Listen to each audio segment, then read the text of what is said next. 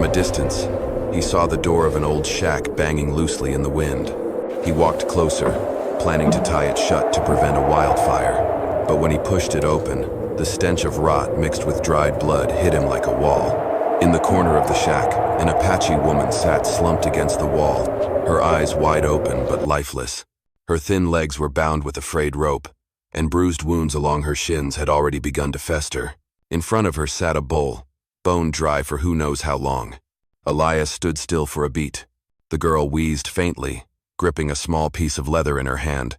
When his shadow fell across her, she turned her head to look, eyes black as ash, filled with both fear and resignation. "Do you still want to live?" Elias asked, his voice rough but firm. There was no reply, only a slow blink.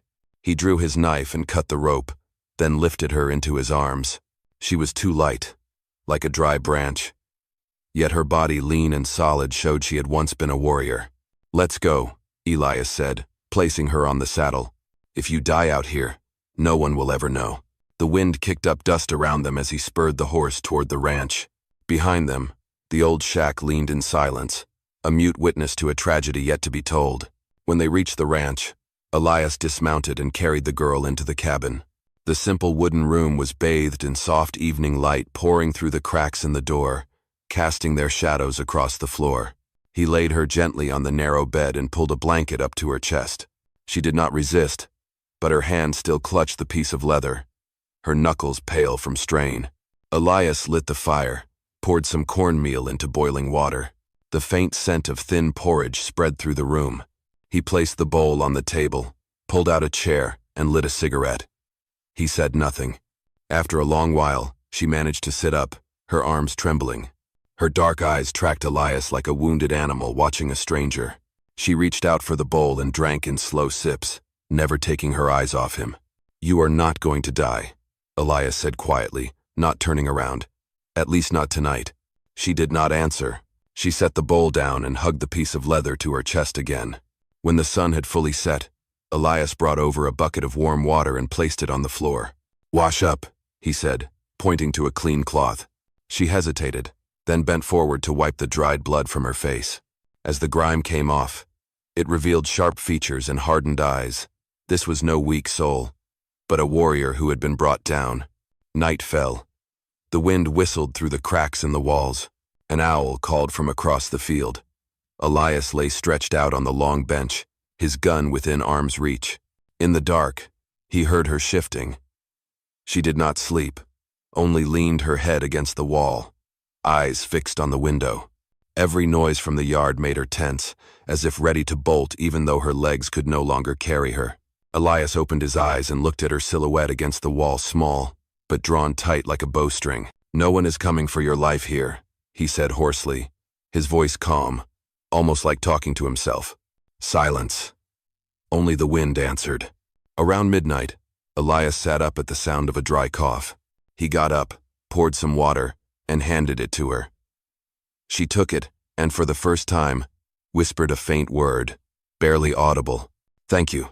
Elias nodded and returned to his place. That night, the cabin held two rhythms of breath, one deep, one shallow, but together, they kept the fire from going out. The next morning, golden sunlight streamed through the cabin window. Elias opened the door, letting the early breeze drift in and sweep out the scent of smoke. The Apache girl still sat on the bed, her back against the wall, clutching the piece of leather. Her dark eyes tracked Elias's every move, still wary, but no longer gripped by the panic she had shown the day before. "You cannot stay in bed forever," Elias said quietly, then stepped outside. All morning, the sounds of sawing and hammering echoed from the yard. By noon, Elias came back into the cabin, carrying a wooden frame mounted on two old wagon wheels. "Try sitting in this." She eyed the strange contraption with hesitation. Elias stepped forward and helped her into it. The wooden chair creaked, but it held firm. He handed her the wheels. "Push." She gave it a try, awkward at first, but the chair moved a short distance. For a brief moment, a faint smile crossed her sun-darkened face. It was the first change in expression Elias had seen. That afternoon, Elias brought her out onto the porch. She practiced wheeling across the uneven ground. Sweat gathered on her brow, but she did not stop. Each time the wheels snagged in a rut, She gritted her teeth and forced them through. Elias stood nearby, saying nothing, simply watching. By the time the sun began to set, she stopped at the water trough.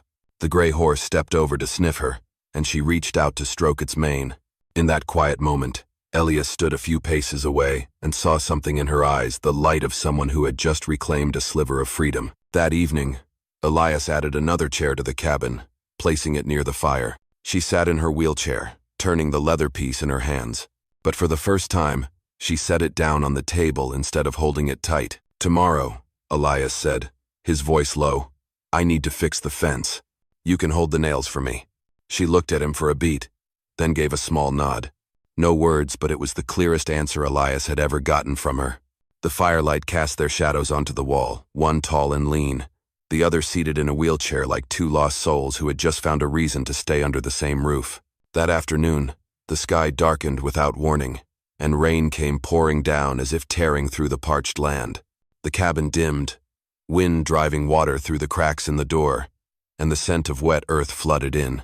Elias stoked the fire higher, and the room glowed red and warm. The girl sat in her wheelchair, silently watching the flames. Her shoulders were tense, as if bracing against a storm not just outside but within herself. "Do you have a name?" Elias asked, his deep voice breaking the silence. She nodded slowly. "Takina." Elias repeated the name, tasting the unfamiliar sound on his tongue.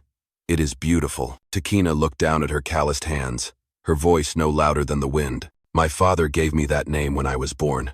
It means one who stands firm. But, ever since my legs failed, they started calling me Burden. The tribe left me beyond the borderland when the dry season came. They said I should find my own way to die." Elias was quiet. Rain lashed the wooden roof like a whip. He slowly sat down across from her, eyes never leaving her face. "I lost everything once," he said. "My wife died during the plague. My son followed not long after. I sold off the herd and stayed here, just working to forget." Silence settled again. The fire popped and crackled, casting their shadows on the wall, two strangers slowly starting to see each other. Takina turned her face away, but her voice trembled. "I used to think no one would ever pick up a crippled woman, unless it was to make her a slave." Elias leaned forward. "I do not need a slave. Here, all you need to do is live. The rest, we will figure out." A streak of lightning tore across the sky, lighting up Takina's face. Rain slipped through the crack in the door, trailing down the wooden floor. She wiped it quickly, then let out a soft laugh, the first. Brief, but real. Elias leaned back in his chair, watching her a little longer than necessary. That night, though rain tapped steadily on the roof, the cabin no longer felt like a dark place. It felt like shelter not just from the storm outside, but from the storms that had haunted them for years. "I am truly grateful for your presence here. If this story reminded you of the old days, those dusty afternoons, the sound of hooves echoing in your heart, then go ahead and subscribe to my channel. So each day, we can sit together again, and I will tell you another story from the Wild West." The next morning, the sky was clear after the night's rain. The ground was still damp, carrying the earthy scent of wild grass. Takina wheeled the wooden chair out into the yard for the first time. Under the morning sunday, the light touched her sun-darkened face, revealing faint scars across her temple. Elias was repairing fence posts. He glanced over and saw her stop by the woodpile, picking up each piece of firewood and stacking them neatly. Her muscular arms tensed, shoulders leaning forward. Takina was showing that she was not a burden. As the sun rose higher, sweat beaded along her temple, but she did not stop. Elias walked over and set a canteen beside her. "That is enough. You are running a fever again." Takina lifted her chin. "I do not want to just sit inside." Elias gave a slight nod and returned to his work. He did not stop her again. That afternoon, Takina rolled her chair closer to the main road, where red dust blurred the distant horizon. A stranger on horseback rode by, pulled up, and stared at her. "A crippled squaw," he sneered, using the slur with a mocking grin. Takina held her head high. Her dark eyes did not flinch. "Move on," she said, her voice cold as steel. The man laughed louder, about to say more when footsteps sounded behind him. Elias stood there, his rifle slung loosely over one shoulder, his gray eyes steady and hard. "Something funny going on here?" he asked evenly. The man fell silent. The tension between Elias and the rider stretched taut like wire. At last, the man cleared his throat and spurred his horse away. Takina watched him go, then turned back. Elias had not moved, not said a word. "You did not need to step in," she said quietly. "I did not," Elias replied. Just stood behind. They held each other's gaze for a long moment. For the first time, Takina let her shoulders ease. The wheelchair turned back toward the cabin, its wheels rolling smooth across the dirt. That night, with the fire flickering in the stove, Takina left the piece of leather on the table, no longer clutching it to her chest. Elias glanced at it briefly, then sat across from her. "Tomorrow, I will build you a lower work table," he said, "so you will not have to bend." Takina looked up, and in her dark eyes was a light that words could not quite name. For the first time, she nodded like a silent thank you. The next day, before the sun had fully risen, Elias was already carrying fresh wooden planks out into the yard. Takina followed in her wheelchair, pulling along a bucket of nails and a hammer. "Give it to me," she said, holding out her hand. Elias raised an eyebrow but handed her the short-handled hammer. Takina leaned forward and began driving nails into the board. Each strike was not strong, but it was sure. Elias stood beside her, securing the upper plank. They worked in silence, the sounds of hammering and wood tapping like a steady heartbeat. By late afternoon, the cattle pen had a brand new fence. Elias planted his hands on his hips, sweat running down his neck. Takina rolled back a little, inspecting the work, the corner of her mouth curving slightly. "Not bad," she said, brief and to the point. Elias let out a quiet chuckle. "That might be the first compliment I have ever heard from you." As the late sun turned golden, they sat together on the front steps. Elias handed her the canteen. His calloused hand brushed lightly against her fingers, a fleeting touch, but it made both of their hearts pause for a beat. That night, the cabin glowed with firelight. Elias added more wood to the stove, then took a seat across from Takina. She let her thick black hair down, and it fell across her shoulders, carrying the scent of smoke and sweat from a long day. Elias poured her a small cup of whiskey. "A sip. It will help you sleep." Takina took a small taste. The fire's glow reflected in her dark eyes, making them shine like embers. She set the cup down and looked at Elias longer than necessary. "Why did you save me that day?" she asked. Elias was quiet for a while, then answered, "Because I know what it feels like to be left behind." The room fell still. Takina pushed her chair a little closer. The space between them narrowed to a single breath. For the first time, Elias reached out, gently brushing a damp strand of hair from her face. She did not pull away. The kiss came slowly, not awkward, not rushed as if both had been waiting for it far too long. When they parted, Takina tilted her head slightly, her dark eyes no longer wary, but deep and warm. "Tomorrow," Elias said softly, his voice gravelly, "we will take the cattle out to the southern field. You can help me check the pasture." Takina nodded. That night, the fire burned longer than usual, and the cabin no longer felt like a temporary shelter. It had begun to feel like home. 2 days later, while Elias was checking the water trough in the yard, the thunder of hooves echoed in the distance. A group of men from town rode up, kicking up clouds of red dust. Leading them was Foreman, the head of the town council. "Ward," Foreman barked, pulling his horse to a halt at the gate. "We heard you are harboring a crippled squaw out here. You know the law. Apaches are not allowed on this land."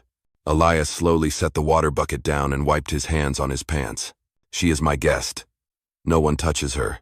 "Guest, huh?" Foreman spat on the ground. "People like her only bring trouble. Last night, some cattle went missing near the creek.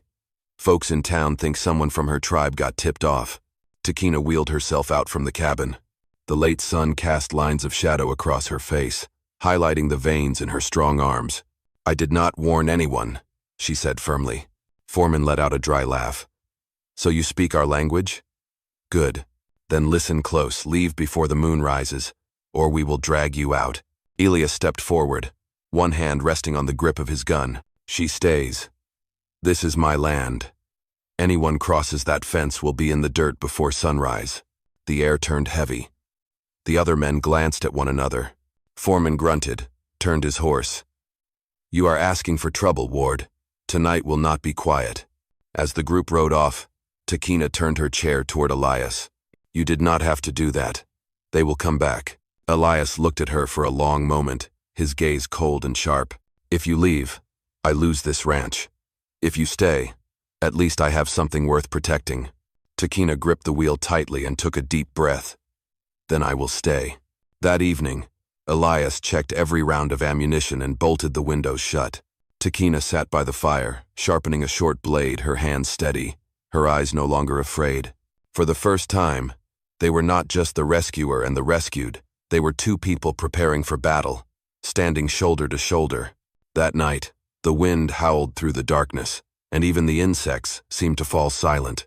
Elias sat close to the window, his Winchester resting across his lap. Takina sat by the fire, a short knife strapped to her side.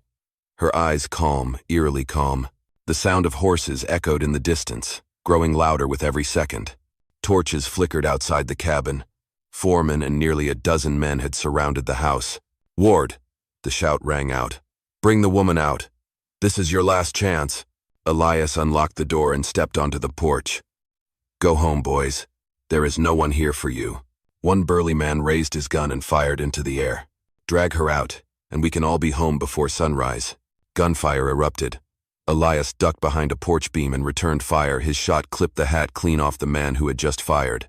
The gang scattered, shouting and yelling across the yard. Takina crawled out from the cabin, sliding a fresh clip toward Elias. "You are not alone." The gunfight lasted only minutes, but it felt like hours. Finally, a bullet grazed Elias's shoulder, soaking his shirt with blood. But just as he chambered another round, Foreman raised a hand and shouted, "Enough! Back off!" The men pulled their horses back, eyes still fixed on Elias and Takina, both standing firm in the doorway. Foreman spat into the dirt, his voice tight with venom. "You chose your side, Ward. Do not regret it." They rode off, leaving behind smoke, dust, and the stinging scent of gunpowder. Elias leaned on his knee, breathing heavy. Takina wheeled closer, wrapped a clean strip of cloth around his wound. "You kept your word," she whispered. Elias looked at her, gray eyes tired but unwavering. "From now on, this is your home. No one touches you." At sunrise, the first light swept across the field. Takina rolled out to the porch and sat beside Elias. Together, they watched the cattle wander through the dewy grass, the morning sun gilding her dark hair. For the first time, Elias saw his cabin not as a lonely outpost but as something worth defending. And Takina, her hand steady on the wheel, her face softened. She was no longer someone left behind. She had chosen to stay. "My friend, true love is not afraid of dust or gunfire. It survives beyond judgment and old scars just to let two people wake up side by side with the rising Sunday. Kindness is the final thread that binds us together. When we reach out to save a stranger, we are also saving the last good part of ourselves. I hope that wherever you are in the world, you are healthy and happy. I love you all, my dear audience of Wild West storytelling. Let me know how you felt about this story. Leave a comment down below. Type 1 if you enjoyed this story. And do not forget to subscribe channel for more dramatic tales from the Wild West.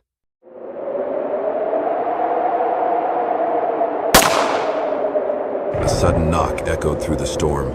Jonah shot to his feet, hand gripping the rifle beside his chair. The wind howled louder as he slid the latch. The door flew open, and a figure collapsed right on the threshold. It was an Apache woman, tall, muscular, wrapped in a tattered deer hide soaked through by the rain, freezing cold against her skin. Her bare feet were torn and bleeding, rainwater mixed with blood trickling across the wooden floor. She struggled to lift her head, her deep, dark eyes locked onto Jonah's, her breathing shallow and ragged. Her voice was so faint it was barely more than a whisper. "Please, let me stay the night. I will die if I stay out there." Jonah held the rifle raised for a long, frozen moment. His mind screamed not to let any Apache inside, but his heart, though tired, though torn, still carried a little warmth. He knelt down, placing a hand on her shoulder, her skin ice cold, her muscles hard as steel. "All right, come in." He pulled her inside and shut the door before the wind could rip the roof clean off the cabin. She collapsed onto the floor, and Jonah hurried to relight the fire, covering her with the thickest blanket he had. Outside, the storm kept roaring. Dawn came slowly, pale light slipping through the gaps between the cabin's wooden planks. By the fireplace, Taya lay curled beneath a thick blanket, her breathing heavy but steadier than the night before. Her long black hair, tangled and unkempt, fell over a sun-darkened face, revealing bruises along her neck and shoulders, traces of violence and escape. Jonah knelt beside her, checking the bandages wrapped around her feet. He had cleaned the blood, applied ointment, and dressed the wounds using strips torn from his own shirt. Still, every slight movement made her wince with pain. She woke just as Jonah was replacing the damp cloth on her forehead. Survival instinct kicked in. She bolted upright, hand reaching for an invisible knife. "Where am I?" she gasped, panic in her eyes. Jonah raised both hands in a calm, open gesture. "You are in my home. Last night, you nearly collapsed dead at my door." Taya glanced around, realizing she was being cared for. Her face relaxed a little, but her eyes stayed wary, like a wild animal cornered. Jonah handed her a bowl of warm water. She took it, her hands trembling slightly, sipping carefully as if afraid she might spill what little life she had left. A long moment passed before she spoke, her voice soft. "My name is Taya." Jonah nodded. "Jonah Keen." She stayed quiet, eyes drifting from her wounds back to him. "You saved me." "Why?" Jonah exhaled, eyes clouded with shadows of the past. "I do not let anyone die on my doorstep. Not again." Taya understood this man carried a pain words could not explain. They sat in silence for a while. The fire crackled softly. The wind outside sighed in long, steady waves. Then Taya clutched the blanket tighter, her voice nearly swept away by the wind. I stabbed a man. He tried to do something terrible to me. They want to punish me. They say I bring bad luck. That since the day I was born I have only brought disaster." Jonah's hand clenched, his voice low and steady. "If you survived and made it all the way here, that is not bad luck. That is will." She looked at him. The firelight flickered in her dark eyes like embers caught in the storm. "I have nowhere else to go, Jonah," she whispered. "Then stay," he said without hesitation. "For as long as you want." She froze. Her lips trembled, as if she wanted to speak, but the words would not come. Outside, snow had begun to fall gently across the pine forest. Inside the cabin, a small seed of trust had taken root, quiet but strong, the kind no storm could easily tear away. The days passed slowly and quietly in the cold of the western frontier. Jonah repaired the fence that had broken during the winter, while Taya sat not far away, dressing her wounds in the early sunlight. Every morning, he left a bowl of hot porridge by her bedside before heading out to work. By noon, she would practice walking, bracing herself against the cabin wall, trying to teach her bloodied legs how to endure all over again. After just 3 days, Taya had made up her mind she was not going to lie still anymore. When Jonah was out back splitting wood, she walked up to him, her strong shoulders taut beneath the torn deer hide. "Let me help." Jonah shook his head. "Your legs are still hurt. Just rest." She answered with a look sharp as a blade. "Hurt means I am still alive." Without another word, she picked up a log nearly as thick as Jonah's thigh, something most women would struggle to lift. Jonah paused. On the weathered face of the old soldier, for the first time, there was a flicker of surprise and respect. From that day on, they worked side by side. He chopped the wood, she stacked it in the shed. He fixed the roof, she held the ladder and passed the nails. He taught her how to cook a simple stew. She taught him how to preserve meat with salt and smoke, the Apache way. One night, as the snow began to fall again, they sat across from each other at the small table. The fireplace crackled, casting a warm light across both of their faces. Jonah asked, his voice gravelly, "If things stay quiet, where will you go?" Taya lowered her gaze to the half-finished bowl of soup. "Do you want me to leave?" Jonah said nothing.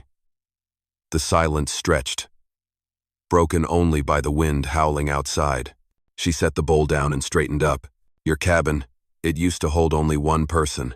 Now it holds me 2. If you want, I could help make it less cold." Jonah looked up. In those eyes that had watched comrades die in war, that had seen the woman he loved walk away, there was now a strange light, like hope learning to breathe again.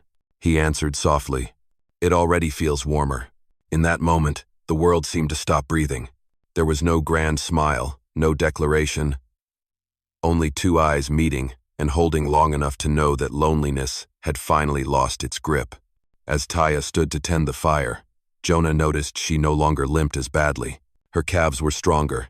Her stance held a quiet pride she had not carried when she first arrived. He realized this cabin was changing. No, he was changing, and it all began that stormy night, when she collapsed at his door like a miracle no one ever saw coming. A week had passed. The ice on the cabin roof slowly melted into glistening drops, tapping gently onto the wooden steps below.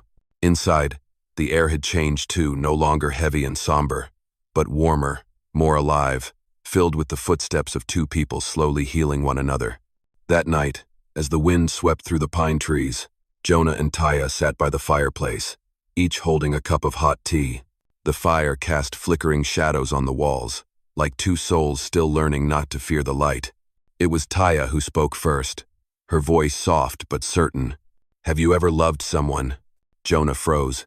The question touched a scar that had never truly healed. He tightened his grip on the cup. "Yes.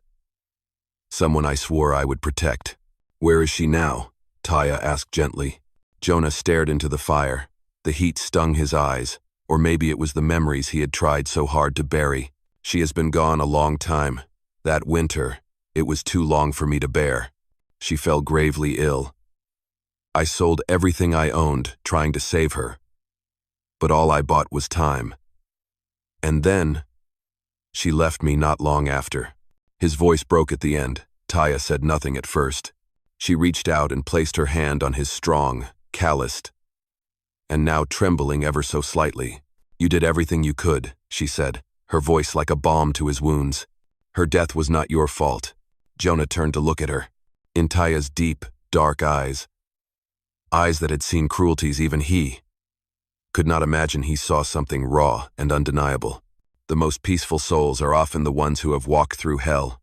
He asked, "What about you? Who left you out in the storm like that?"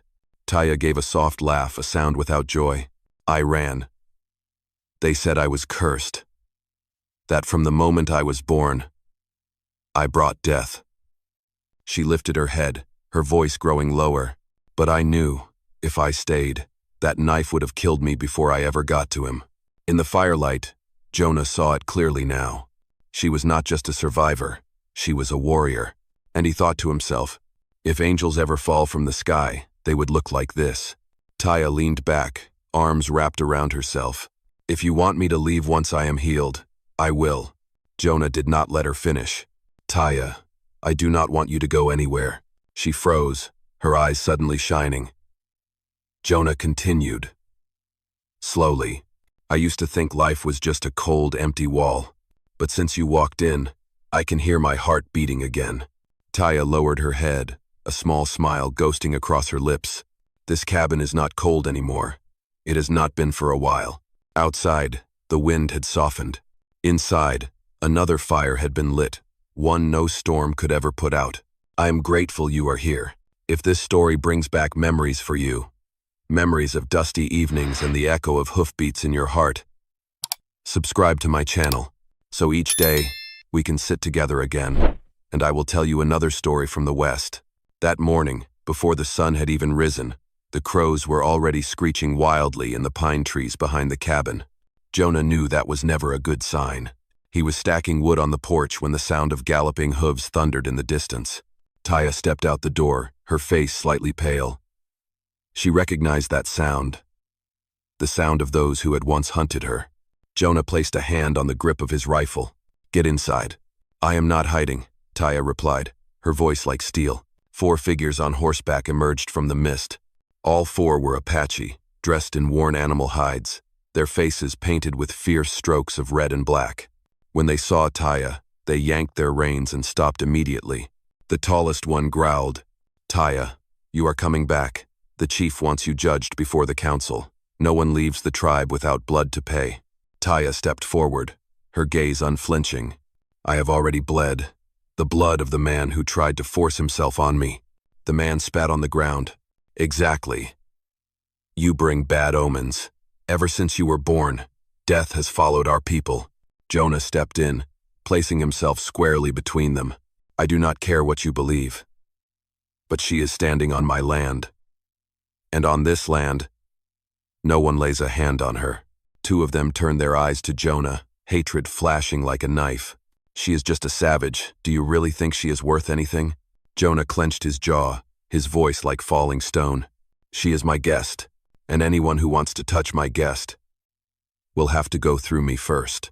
One of them drew a knife, the steel flashing in the morning light. Without hesitation, Taya picked up a piece of firewood and stood shoulder to shoulder with Jonah. Her muscles tensed, ready to fight like a true warrior. Before they could move, Jonah drew his rifle in a blur. Bang! The bullet struck the ground just inches from their horse's hoof, dirt and gravel flying. Jonah's voice was calm and cold. That was my only warning shot. The four men stared him down, but Jonah's gaze was unwavering, the eyes of a man who had walked through war, lost everything, and feared nothing. The leader gritted his teeth. Fine. But she will not escape forever. One day, our people will come and reclaim what belongs to the tribe. They turned their horses and rode off into a cloud of dust, leaving behind a silence as heavy as stone on the cabin's porch. Jonah lowered his rifle. His breath was steady, but not from fear. It was from a decision made. Taya looked at him, her dark eyes full of emotion. You did not have to do that for me. It was not for you, Jonah said, locking eyes with her. It was for what is right. Taya trembled not from the cold, but because for the first time in her life, someone had stood up and protected her. In the crisp wind, the small cabin was no longer just a place to hide. It had become a stronghold for two hearts learning how to love and how to protect one another. That night, the cold was so biting the ground froze solid within just a few breaths. Snow fell thick, and the wind howled like it was trying to tear the roof off the tiny cabin buried deep in the woods. Jonah locked every door tight and fed more logs into the fire. But the cold still crept in through every crack between the wooden planks. Taya curled up under the blanket, but her lips were trembling, and the soft chattering of her teeth was unmistakable. Jonah noticed and stood up. He brought over another blanket and draped it over her shoulders. Staying warm is easier if you stay awake. She nodded faintly. Though her hands were still purple from the cold, Jonah hesitated for a second, then said, "Closer to the fire." She scooted in, but still kept a little distance between them. Jonah sat down beside her, trying to remain calm, but that small gap felt like a fragile line his heart kept reaching toward. The wind howled louder. A loose board on the roof slammed hard, shaking the whole cabin. Taya flinched instinctively and fell into Jonah. He caught her, his warm hands resting on her strong arms. Taya looked up.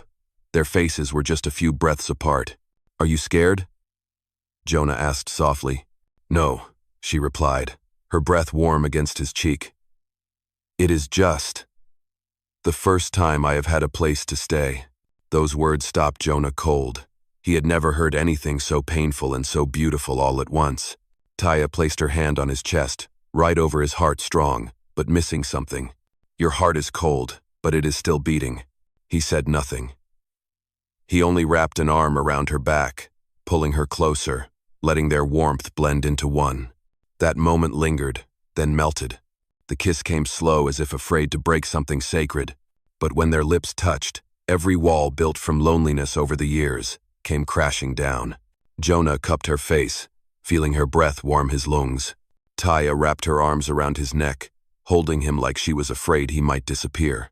Beneath the blankets, their bodies found each other, sharing heat, not just because the night was cold, but because they had finally found where they belonged. After the kiss, Taya rested her forehead against his shoulder. "If you want me to stay, I will. Not because I have nowhere else to go, but because I want to be here." Jonah held her tighter, his voice barely more than a whisper. "Stay with me." In the fireplace, the flames roared higher. Outside, the snowstorm raged on, but inside the cabin, their hearts had just found safety for the first time in a lifetime of storms. The next morning, before the sun had even crested the hills, Taya was already awake. She stepped out onto the porch, taking a deep breath of the crisp mountain air. Snow still lightly dusted the grass, but it no longer buried the path like it had the night before. Inside the cabin, Jonah was still asleep for the first time in years. He had slept deeply. Taya looked toward the trail that led out of the woods. If she followed it straight for half a day, she might run into Apache scouts or patrol soldiers, or some other danger waiting in silence. But this time, her feet no longer wanted to run.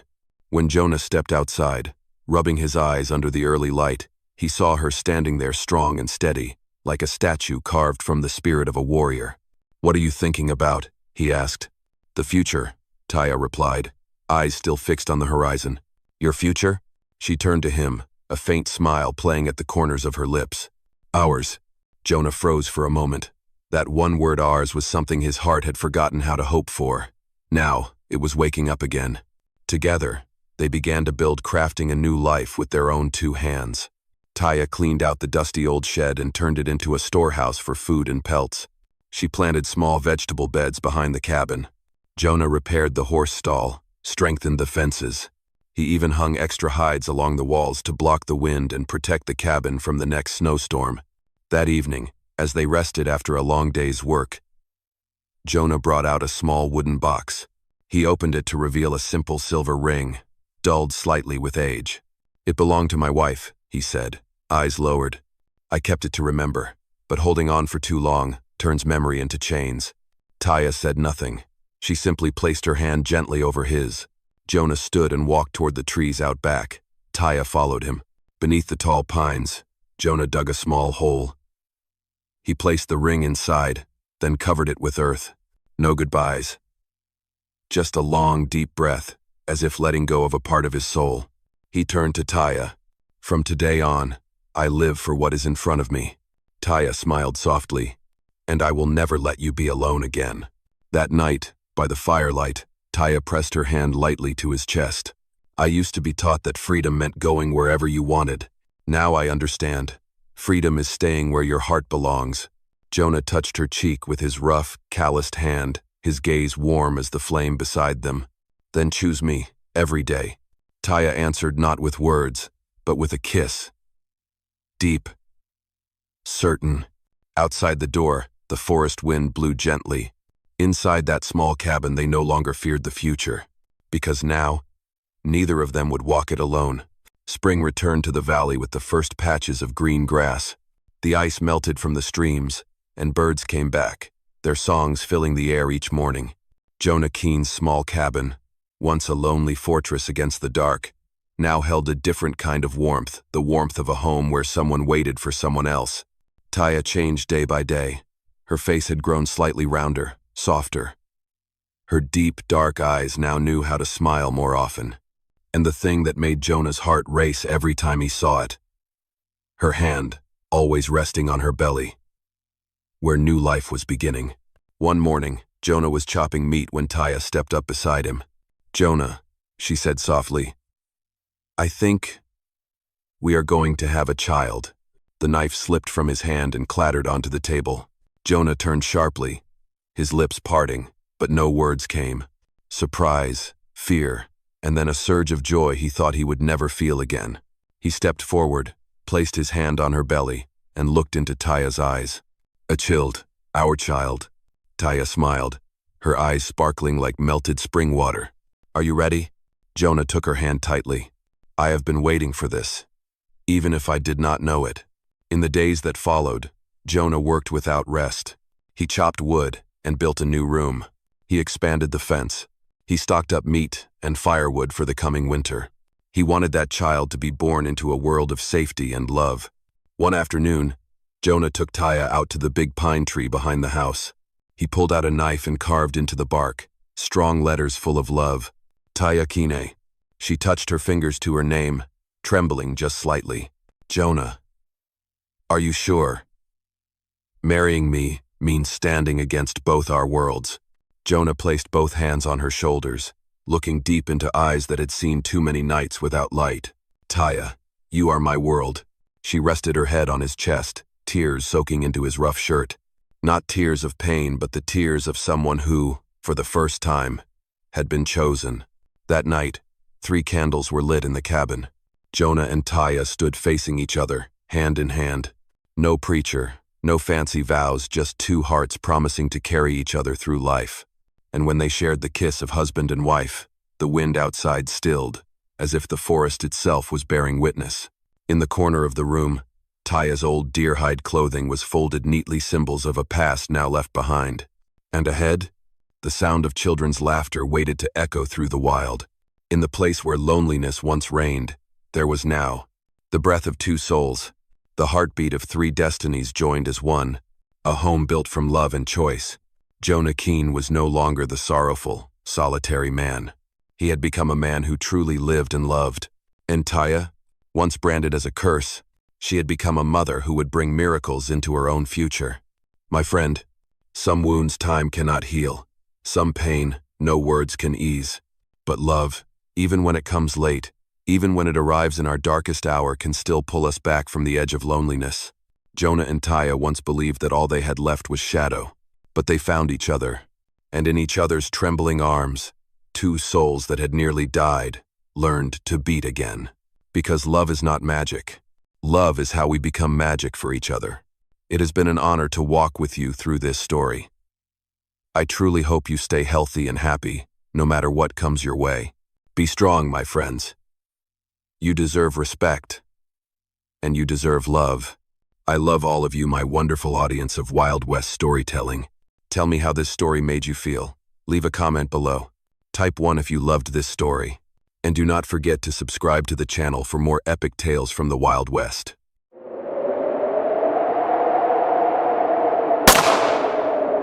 Gideon Nash tightened the saddlebag strap and looked down at the withered piece of paper in his hand. Just one signature in the old, weathered house on the edge of town would be his. Purchase price, $5. Too good of a deal to pass up. He pushed the door open. The smell of rotting wood and dust clung to every breath. The evening sun streamed through a torn curtain, casting floating specks across the floor like the ashes of a life someone had left behind. Then he heard something, a ragged breath, a faint creaking of rope against wood. Gideon turned his head. The back door of the house stood ajar, swaying slightly in the breeze. And there, a tall Apache girl hung by a rope, her hands tied behind her back. Her feet touched the ground, but her body sagged, every breath a final battle. In that moment, Gideon did not think. He rushed forward, drew the small knife from his belt, and sliced through the rope. She collapsed heavy and solid. Like a warrior who had walked through hell, her calloused hands grabbed onto his shirt, leaving bloody smears behind. Her dark eyes fluttered open, wild but blazing with life. "Are you the owner?" Her voice was like a blade dragged across stone. Gideon nodded. "I just bought it." She gave a soft laugh, as if that was funnier than death itself. "Then you bought more than a house." Her breath stuttered. "You bought my life." Gideon clenched his jaw. Outside, the wind carried the distant sound of hooves. Someone was coming to take back what he had just freed, and he knew for $5 he had bought himself a war. Gideon carried the girl into the house. The wooden floor groaned beneath his every step. Her body was heavy, like a soldier returning from their final battle. He laid her down on a dust-covered couch, then rushed off to find some water. She struggled to sit up, her trembling hand pressed against her neck where the rope had left a deep, angry red mark, like death had branded her. Gideon handed her a bowl of water. She looked at him, her eyes wary like a wild animal cornered. "Go ahead and drink," he said softly. "I am not going to hurt you." She hesitated, then took slow, cautious sips. Her breathing began to steady, but suspicion still burned in her gaze. Gideon walked over to the dining table. An old, dust-covered envelope lay squarely in the center, as if waiting for someone to come and unlock the secrets of this house. Scrawled on the front were just a few words. "To the new owner, please save her." He tore the envelope open. Inside was a hastily written letter, the handwriting shaky but determined. "My name is Emmeline Fry. The girl beside you, she is bound by Vickers through false laws and debt. I tried to free her, but I failed. I left her behind in despair. If you are a good man, please protect her. If not, Vickers will come to reclaim what he calls his property." Gideon's voice lowered as he reached the final line. He clenched the letter in his fist. "Who are you?" Gideon asked, turning back to her. The girl met his eyes. Her voice was hoarse, but strong. "My name is Zenea, a warrior of the Apache tribe." Gideon nodded. "Why were you hanging in that room?" Zinea narrowed her eyes and tilted her head slightly toward the window. Because I fought him. I refused to be anyone's slave. Her words came out like a growl held back for too long. Hung. But not killed, Gideon said, his tone dark. He wants to come back for you.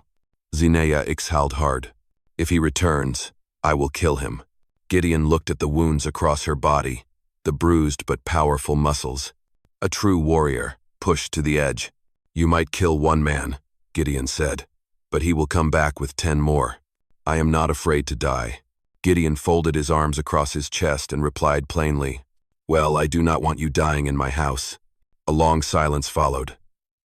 Zinea looked at him, the edge in her gaze softening just a little. Gideon brought over another blanket and laid it gently over her. When you are strong enough, we will talk more. But one thing is certain, he pulled the door shut. His hand resting on the gun atop the table. The man who hung you will be back soon. Outside, the wind had picked up, swirling red dust across the yard. Zinea slowly closed her eyes. Her breath was shallow, but the fire of defiance still burned within her. Gideon understood one thing clearly. He had bought this house for $5, but the price he was going to pay from now on would be in blood. Night fell quickly on the edge of town. The wooden boards over the windows rattled with every gust of wind. Gideon tossed more firewood into the stove, the flames casting flickering light across Zinea's face, revealing every bruise on her skin. She sat leaning against the wall, her hand clenched tightly around the handle of a broken axe beside her, a cruel reminder that though she had strength, she had been stripped of the right to wield it. Do you hear them? Gideon asked, his eyes scanning the darkness outside. Zinea gave a slight nod. Something is coming. The sound of hooves echoed faintly in the distance, each beat heavy like a strike to the chest. Gideon pulled out his revolver and checked the bullets. His gaze was steady, without a trace of fear. Ever since he read that letter, he knew this fight was already his. Zinea tried to rise. Her legs trembled, but her eyes were sharp as spearheads. I will fight, she said. Gideon placed a firm hand on her shoulder, easing her back down. You were just cut down from a rope less than an hour ago. Save your life. I do not hide behind anyone, she growled. Good, Gideon replied shortly. But at least let me take the first shot. A deliberate knock rang out. Thud, thud. The two of them exchanged a glance. Zinea gripped the axe handle with every ounce of defiant fury she had left. Gideon cracked the door open. A man in a long coat stood at the steps. His smile was crooked, like a mask slipping off a liar's face. You must be Gideon Nash, right? His voice was calm, like he already knew the answer. You just bought this house. This house belongs to me. And everything inside it does too, Gideon said, pressing each word. The man smirked. You are mistaken. This house is worth $5,000. The girl owes me. He peeked inside and saw Zinea struggling to her feet. No, that's my warrior, Zinea shouted, her voice rough and raw. I do not belong to you. He tipped his hat, his tone icy. Vickers has a message. By morning, I will return. This time, with a court order. Gideon stepped in close, their faces just inches apart. Every time you come, I will stop you. One of the henchmen behind him let out a mocking laugh. Stop us. You and what army? Gideon slammed the door before they could say another word. In the dark, the sound of hooves pounded the dirt road, then faded away like a promise that the storm would return. Zinea looked at Gideon, her voice low but no longer filled with doubt. You know he will come back. With more men. And the law on his side. Then, Gideon lifted the axe and placed it into her hands. We will fight. Zinea gripped the handle with her entire spirit. I will not let him hang me again. Gideon blew out the lamp and slung the rifle over his shoulder. Outside, the night sky pressed down on the house with a silence as heavy as stone. The battle had been set, and by morning, the verdict would be delivered. As the night wore on, the wind grew colder. The old wooden beams creaked as if they might collapse at any moment. Gideon gathered a few worn-out sacks and wedged them into the windows, then locked every door tight. The firelight danced across the walls, casting shadows of two people, a man who had once lost everything, and a warrior who had been forced to kneel. In their own ways, both were learning how to stand again. Zinea pushed herself up, still unsteady, but her broad shoulders looked like they could carry the storm itself. "I owe you a thank you," she said, her voice softer than before. "You do not owe me anything," Gideon replied, still watching the darkness beyond the glass. "You saved me without even knowing who I was," she continued. "Most would have left someone like me behind." Gideon's grip tightened on his gun. He sat across from her, his eyes heavy, like they were reaching back into memories he had tried hard to bury. "Back then," he began slowly, "I owned a big ranch up north. My wife and my son both died during the epidemic." Zinnia studied his face closely. Beneath the hardened exterior were wounds that had never healed. "I sold the land," Gideon went on, his voice rough, "because I could no longer take the silence of that house. I left behind their graves. Left everything behind." He looked her straight in the eyes. "But I swore I would never leave anyone behind again." Zinea said nothing. For the first time, her gaze held no defense or defiance. Only rare empathy from a warrior who had endured too much betrayal. "Vickers," she said softly, "promised to protect my people.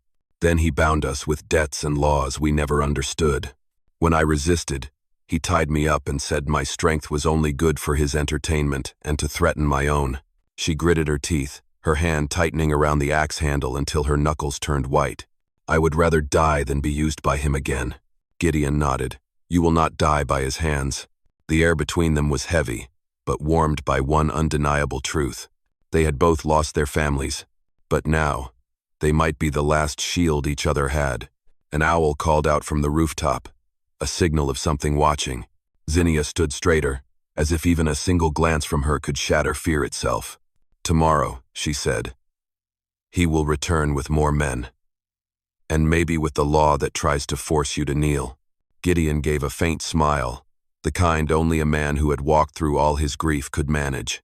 "If his law is a chain, then I will use this gun to break every single link." The fire crackled, reflected in both of their eyes. They were no legends from stories, just two people who refused to bow, and when morning came, they would stand together. "Thank you so much for being here." If this story brought back old memories of dusty afternoons, of hoofbeats echoing in your chest, please subscribe to my channel, so each day we can sit down again, and I will tell you another story from the Wild West. The night wind howled through the loose wooden boards. Gideon and Zinea split tasks like two old soldiers who had fought side by side for years. He checked the guns and ammunition. She sharpened a kitchen knife she had found in the old cabinets. Zinea glanced around the small house, her eyes scanning every corner, like she was calculating where it might break first. "This place is too old to hold for long," she noted. Gideon slid a sack of dried grain against the door, both to block the draft and create a barrier. "We do not need it to stand forever. Just until morning." Zinea pressed her lips together and nodded. Suddenly, the sound of hooves echoed from beyond the gate. It was not Vickers, but there was something cautious in its rhythm. Gideon signaled with a sharp hand motion. Both of them moved against the wall, weapons ready. A figure stood on the porch and knocked 3 times. Thud, thud, thud. Gideon motioned for patience. Then a voice called out, "It's me, Marshal Briggs." Zinnia narrowed her eyes. "Who is that?" "Town Sheriff," Gideon whispered back, but his voice held a note of doubt. Gideon cracked the door, gun still in hand but pointed low. Briggs stepped inside, brushing dust off his coat, his eyes scanning the room until they landed on the red, bruised rope mark across Zinea's neck. "He did that to you?" Briggs asked, his voice laced with restrained anger. Zinea answered plainly, "He wanted me to belong to him." Briggs gripped the brim of his hat tight. "Vickers has leveraged debts on at least 12 families in this town, but no one has had enough evidence to bring him down." Gideon glanced at Zinea. "Until now?" Briggs nodded firmly, his hand resting on the leather pouch at his side. "We found part of the documents Emmeline left behind. If we combine them with a living witness, her, we can drag him straight to hell." Zinea smirked. "I am ready to face him. No more hiding." Briggs turned to Gideon. "But to take this to court, you'll need to cover the remaining debt, even if it's the filth he created." Gideon did not hesitate. "I will pay, as long as he never lays a hand on her again." Briggs placed a hand on Gideon's shoulder, a gesture of respect. Men like you, Nash, they are rare. Outside, a strong gust slammed into the porch roof. Briggs added, I will return at first light with the arrest warrant, but you need to keep her alive until then. Zinnia gave a dry laugh. I do not die that easily. Briggs smiled faintly, then pulled the door closed behind him. His silhouette faded into the night. Inside, Gideon looked at Zinnia. A few more hours till dawn. She stood tall, her muscles flexing beneath sun-darkened skin. Then let's turn this rotting house into our last fortress. They tightened their grip on their weapons, and outside, the storm began to stir. The eastern sky had just begun to streak with a thin line of orange. Dawn had yet to break, but the dry wind and swirling dust swept into the yard like a warning that something terrible was about to arrive. Gideon and Zinnia stood behind the door, each holding a weapon at the ready. The sound of hooves echoed, but this time, it was no longer scattered. It was a whole group. Zinnia peered through the crack in the door. Dozens of mounted men, town riders, lined up on horseback with rifles strapped to their saddles. At the front rode Vickers, his long coat billowing in the wind, a cruel smile twisting across his face. He held up a stack of papers high in the air. Gideon Nash, open the door. By the law of this town, that house and what is hiding inside it belong to me. Gideon pulled the door open and stepped onto the porch, revolver in hand but pointed to the ground. He has no right to claim a person, he said clearly. There is nothing here that belongs to you.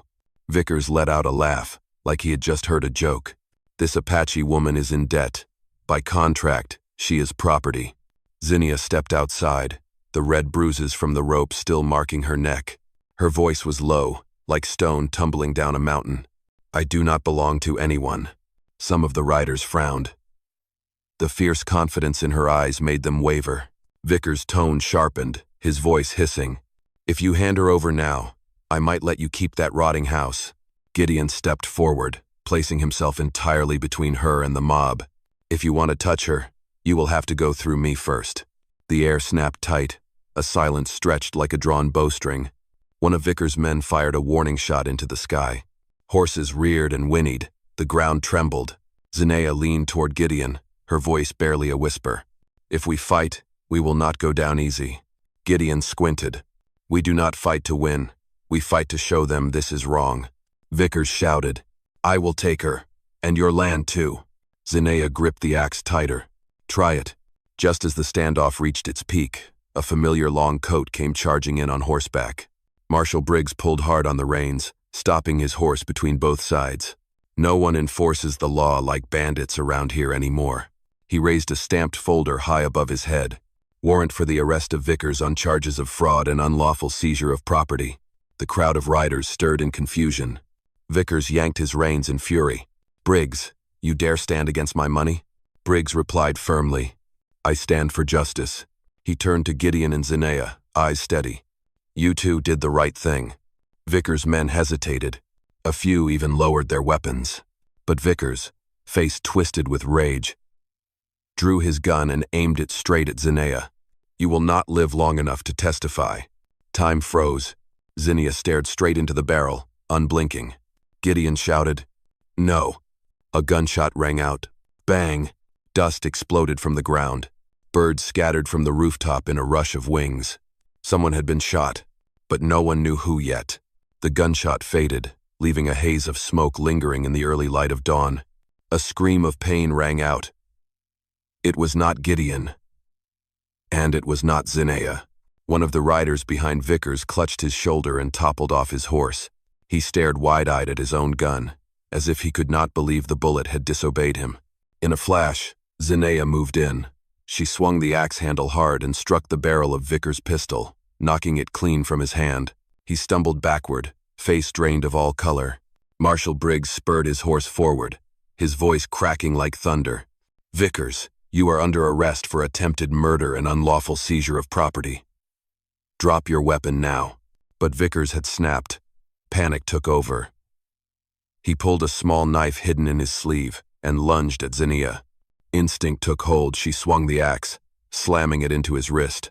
The knife clattered to the ground. Zinnia grabbed the front of his coat and roared, You wanted to hang me again, did you? Vickers gasped, his voice trembling with fear. Do not kill me. I do not need to kill you, Zinnia growled through gritted teeth. I just need the truth. Gideon stepped in and placed a hand on her shoulder. His eyes told her what needed no words. Justice must be done by law, not blood. Briggs signaled 2 riders to cuff Vickers. Some of his men ran off, while the others dropped their guns. What was about to become a bloodbath had been stopped by the courage of 2 people who had already lost too much. As Vickers was dragged away, he shouted, still trying to cling to power, "This is not over. No court will believe the garbage that comes out of an Apache's mouth." Gideon grabbed the front of his shirt and pulled him close. "Do you not get it?" he said, his voice cold and steady as stone. "No one belongs to you. Not anymore. Never again." Briggs placed a hand on Gideon's shoulder and gently pulled him back. "That is enough. Let the law handle the rest now." Vickers was bound and dragged away under the scornful stares of the riders and the townsfolk who had started to gather, wondering what had happened. Gideon turned to Zinnia. She stood tall, the rope's bruises still visible on her neck. But her eyes were lighter, as if a weight that had crushed her for so long had finally been lifted. "You all right?" Gideon asked softly. Zinnia exhaled deeply, resting the axe on the ground. "I have waited a long time for this day." She raised a hand to her neck, brushing the bruise. It still hurt, but it was proof she had survived. Briggs looked at the 2 of them, offering a rare smile. "Tomorrow at the town hall, we finish this properly with signatures and stamps." Gideon nodded. "Tomorrow, no more running." Zinnia nodded back, her chin held high, the stance of someone who had just reclaimed their freedom. As the dust settled, Gideon stepped back into the house and picked up the small knife, the same one he had used to cut the rope the night before. He stared at it for a moment, then gripped it tightly. Word spread quickly through town. The Apache girl lived, and with that news came hope for those who had been robbed by Vickers. But while many rejoiced, Vickers was dragged away in chains. And a man like him does not accept defeat easily. The sun rose fully, golden light spilling across the wide prairie. The storm had passed, leaving hoofprints and scuffs in the dirt. But the air felt strangely peaceful, as if the land itself was relieved that justice was not yet extinct in the west. Zinnia stood on the porch, stretching slowly. Her tendons stood out, muscles coiled beneath her sun-darkened skin. She looked up at the sky, eyes dark and deep like mountain stone. "I am still alive, for real this time." Gideon stood beside her, arms crossed, watching her. "Alive and free." Zinnia gently touched the bruised red mark on her neck, lips pressed together. "Freedom was something I thought I had lost forever." Gideon looked at the old house, the cracked walls, the fractured windows, but in that moment, it looked like a fortress that had won a battle. "This house has never stood so strong," he said. Zinnia smiled her first real smile, marked by pain, but also by the beginning of healing. "Thank you, Gideon." Gideon shook his head. "No, we did this together." A short while later, Marshal Briggs returned, leading 2 horses. He dismounted and handed Gideon a folder. "Head to town by noon. We need Zinnia to testify and shut Vickers' file for good." Zinnia took a deep breath, gripping the axe handle. "I am ready to face him to the end." Briggs nodded with sincere respect. "You are braver than anyone I have ever met." Before mounting up, Gideon paused and turned toward the house. He picked up an old wooden sign from the yard, brushed off the dust, and propped it up on the porch. The faded letters still read, "Lucky Home." Zinnia tilted her head. "You really believe this place is lucky?" Gideon replied, "Any place that saves a life. That place is lucky." Zinnia looked at him for a long moment. In her eyes was respect and something more. "You bought it for $5, she said. "But the price you paid was not in money." Gideon gave the smallest smile, the kind of smile a man gives when he has found a reason to keep living. "Maybe I do not yet know everything I have bought, but I know exactly what I will never let anyone take from me. You." Zinnia lowered her head slightly, almost shy, a rare thing for a warrior. "I will not leave you again. Not until everything is finished." Briggs urged his horse forward. "Let us ride, you 2. The whole town is waiting for us to rewrite justice." Gideon reached out to help Zinnia onto the horse, She gripped his hand firmly, like a silent promise. Together, they rode off beneath the early sunlight, their shadows long across the ground. Bound together, unbreakable, a $5 house had brought a warrior and a chance to be a good man again. Dear friends, out here, in this harsh land where cruelty often runs wild, there are still those who choose to stand on the side of the light. They are not heroes, and they do not ask for praise. They are just decent people willing to reach out when someone else is about to fall, willing to say no to injustice, even when their own hearts are scarred. It is people like them who keep the last spark of hope alive in the Wild West. And sometimes, one act of kindness is enough to save an entire life. I am so grateful that you are here. I truly hope you are safe and happy wherever you are. I love all of you, my cherished listeners of Wild West storytelling. Let me know what you think of this story. Drop a comment below. Type "Enna" if you enjoyed it. And do not forget to subscribe to the channel for more thrilling tales from the Wild West.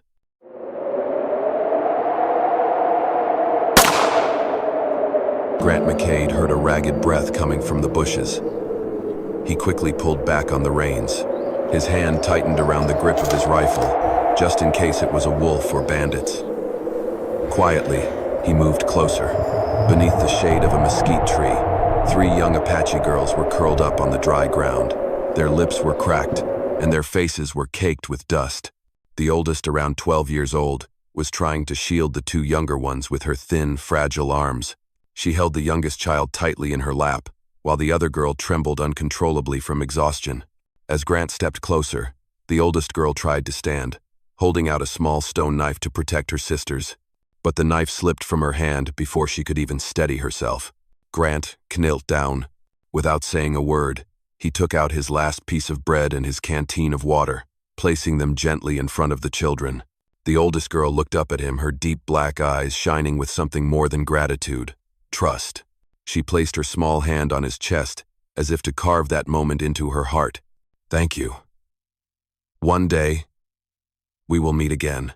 Grant gave a faint smile. To him, it was nothing more than the harmless words of a child. He put his hat back on and turned to walk away into the desert. 18 years had blown by like dust in the wind, leaving no mercy behind. Arizona was just as harsh as ever, only Grant McCade had changed. From a strong cowboy in his 20s, he was now a 30-year-old man, thin and sickly. The merciless sickness in his lungs made every breath feel like a knife cutting inside him. The doctor had told him, "There is not much time left, Grant." His once prosperous ranch was now nothing but wind howling through rotted fences, loose doors banging, and a roof so broken that the cold night air could reach straight into the bone. Cattle dying one after another in the drought. Friends gone, none willing to help him. To put it right, Grant had no one left. Every day, he lay on his creaking bed staring at the cracked ceiling, with nothing but memories to keep him company. Sometimes, he would pull out the old cloth he had tied behind his saddle all those years ago, the cloth he once used to wipe the tears of those 3 Apache girls. A childish promise fading like smoke, and Grant had lived long enough to believe they would never return. One late afternoon, Grant stepped onto the porch to gather the few pieces of firewood he had left. A sudden wave of coughing crushed his lungs. He fell to his knees, dark red blood dripping onto the dirt.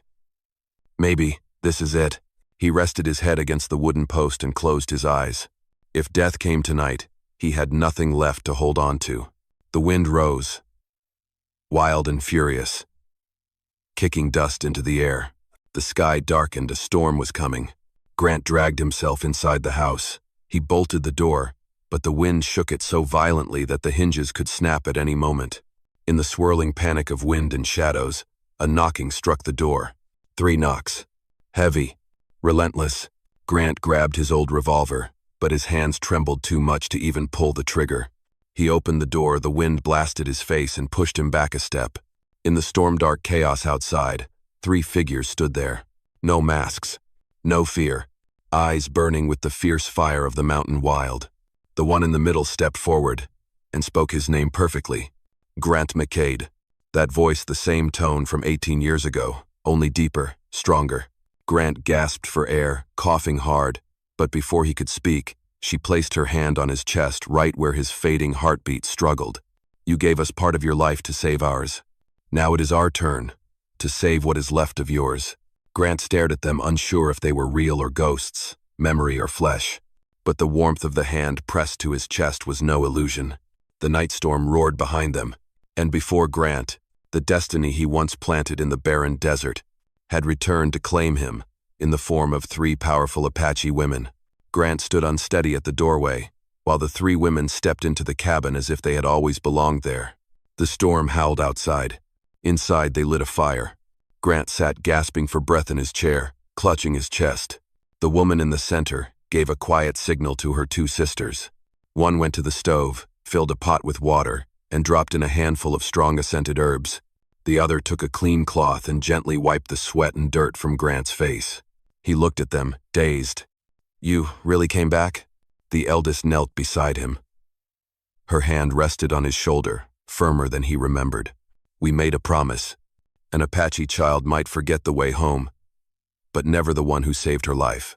Grant wanted to smile, but a violent cough tore through his chest, dropping him forward onto the table. Blood bloomed across his handkerchief. He had faced that pain alone for so long. But now, a hand pressed to his back. A hand braced his chest. A warm bowl of water touched gently to his lips, and for the first time in years, he felt alive. They told him their names. Saya the eldest, Tika the one in the middle, Nira the youngest, quiet, but with eyes full of compassion. They shared their story. After Grant gave them food, another Apache group had found and taken them in. They grew up in the shadows of war, carrying a vow. One day, when they were strong enough, they would go find the man who gave them their first chance at life. Tika placed a bowl of porridge into Grant's hands. "It took us 5 years just to learn who that 20-year-old cowboy was. Then 13 more to find this place." Grant was speechless. The night passed under the quiet breath of 3 Apache women caring for a cowboy on the edge of silence. They tucked more pillows behind him, stacked wood by the fire, sealed the door against the wind. At one point, Grant awoke to the sound of soft laughter. It had been years since laughter had echoed in his home. Saya touched his shoulder. "We know this illness, and we know how to fight it." Grant looked into their faces, strange, yet familiar, like a dream he had once forgotten. He reached for Saya's hand, his voice breaking. "I have lived too long in silence. Thank you for speaking to me." Saya answered gently, "We are not just speaking to you. We are staying with you." Outside, the storm roared like it meant to erase every trace of man. But inside that little cabin, 3 flames had been lit in place of a cowboy's fading heart. And that night, Grant McCade understood something clearer than ever. Sometimes, kindness does not just save others in the past. It comes back to save your own life in the future. The first morning with them in Grant's life after nearly 2 decades of solitude began with a sound he had long forgotten. The buzzing of a saw, the pounding of a hammer, and women laughing under the early sunlight. Grant braced himself against the doorway, taking shaky steps, trying to understand what was happening. 2 of the women were up on the roof, replacing rotted wooden boards. The other had built an outdoor stove in the yard and was cooking thick porridge from things they had gathered after the storm. "What are you doing?" His voice was weak, but full of wonder. Saya, without pausing her work, replied as if it were the most obvious thing in the world. "We are fixing the house." Grant let out a faint laugh, a strange sound that even surprised himself. By noon, they brought a small handful of seeds to the land behind the cabin. "This used to be a garden, right?" Nira asked. Grant nodded. His eyes fell on the cracked, dry earth that had once thrived when his wife was alive. For years, there had been no one to plant again, and no reason to do so. Tika placed a hoe into his hands. "Well, now you do." Grant looked at the handle in his grip. For the first time in years, he did not want to give up on this life. Together, they tilled the soil, placed seeds, and watered the ground. The sun slowly set, and the 3 women still wore smiles, as if the land itself was being revived by their hands. That evening, they sat together around the table. The bowl of hot porridge was fragrant. Fingers brushed fingers as the spoon was passed. Warmth spread through the cabin. Grant watched each of their faces strong, free, determined. It felt as if he was finally seeing the family fate had once taken from him. He spoke up. I do not understand why you are doing all of this. Because you once gave us a reason to live, Saya answered, cutting gently into his sentence. A simple reply, but enough to fill nearly 20 years of emptiness. Late at night, Grant woke to soft footsteps. He saw Neera tending the fire, carefully placing a folded mat at the foot of his bed. Afraid the chill would reach his lungs as the wind picked up, she did not look at him, only whispered like the breeze. You do not abandon someone you are grateful for. Grant lay there, clutching the blanket. And for the first time in many years, he cried. In that warm darkness, with firelight and the scent of healing herbs in the air, Grant understood. It was not the storm that had brought them here. It was a small promise of kindness that had led them back. I am truly grateful for your presence here. And if this story brought back something in you, memories of red dust afternoons and the sound of horse hooves echoing in your chest, then subscribe to my channel. So each day, we can sit together again. And I will tell you another story from the West. Rumors in this land traveled faster than any war horse. All it took was one person seeing 3 Apache women inside Grant McCade's home, and by the next day, the whole town of Bitter Dust Gulch knew, and they did not approve. That morning, Grant was still trying to walk a few steps around the yard. Tika had to hold his arm, each step a battle against his breath and the sharp pain in his lungs. Then came the sound of hooves at the gate. Deputy Carl Dawson, known for his crooked nose and deep-rooted hate, pulled his reins and stopped right in front of them. He jerked his chin, speaking with thinly veiled contempt. Grant, I heard you got tribal trash living in your house. Tika immediately stepped forward, placing herself between Grant and the deputy. Neera walked out from the house, her hands still covered in soil from watering the plants. Saya stood on the porch, one hand resting lightly on the long knife at her hip. The deputy squinted. Let me make this simple. Do those folks have permission to be here? Grant braced himself on the fence post, breath ragged, but his voice was solid as stone. This is my home. Who stays here is up to me. Dawson laughed sharp and mocking. Look at you, McCade. How much longer you think you got? When you die, I will run them off like the stray dogs they are. Grant clenched his jaw. From a distance, townsfolk looked on, some chuckling behind their hands. Saya slowly stepped down from the porch, her eyes like sharpened arrows. We will stand in his place, and we will not let him fall. The deputy's eyes narrowed. Good. I will remember that. He turned his horse to leave, but before he rode off, he raised his voice so the entire ranch could hear. Do not forget. Around here, justice belongs to white men. Apache do not get to dream of having a home. Grant's breath grew heavy. His vision darkened from a mix of anger and helplessness. Saya guided him back inside. He slammed his hand on the table, voice cracking. I have brought trouble down on you. Saya shook her head. No, they are the trouble.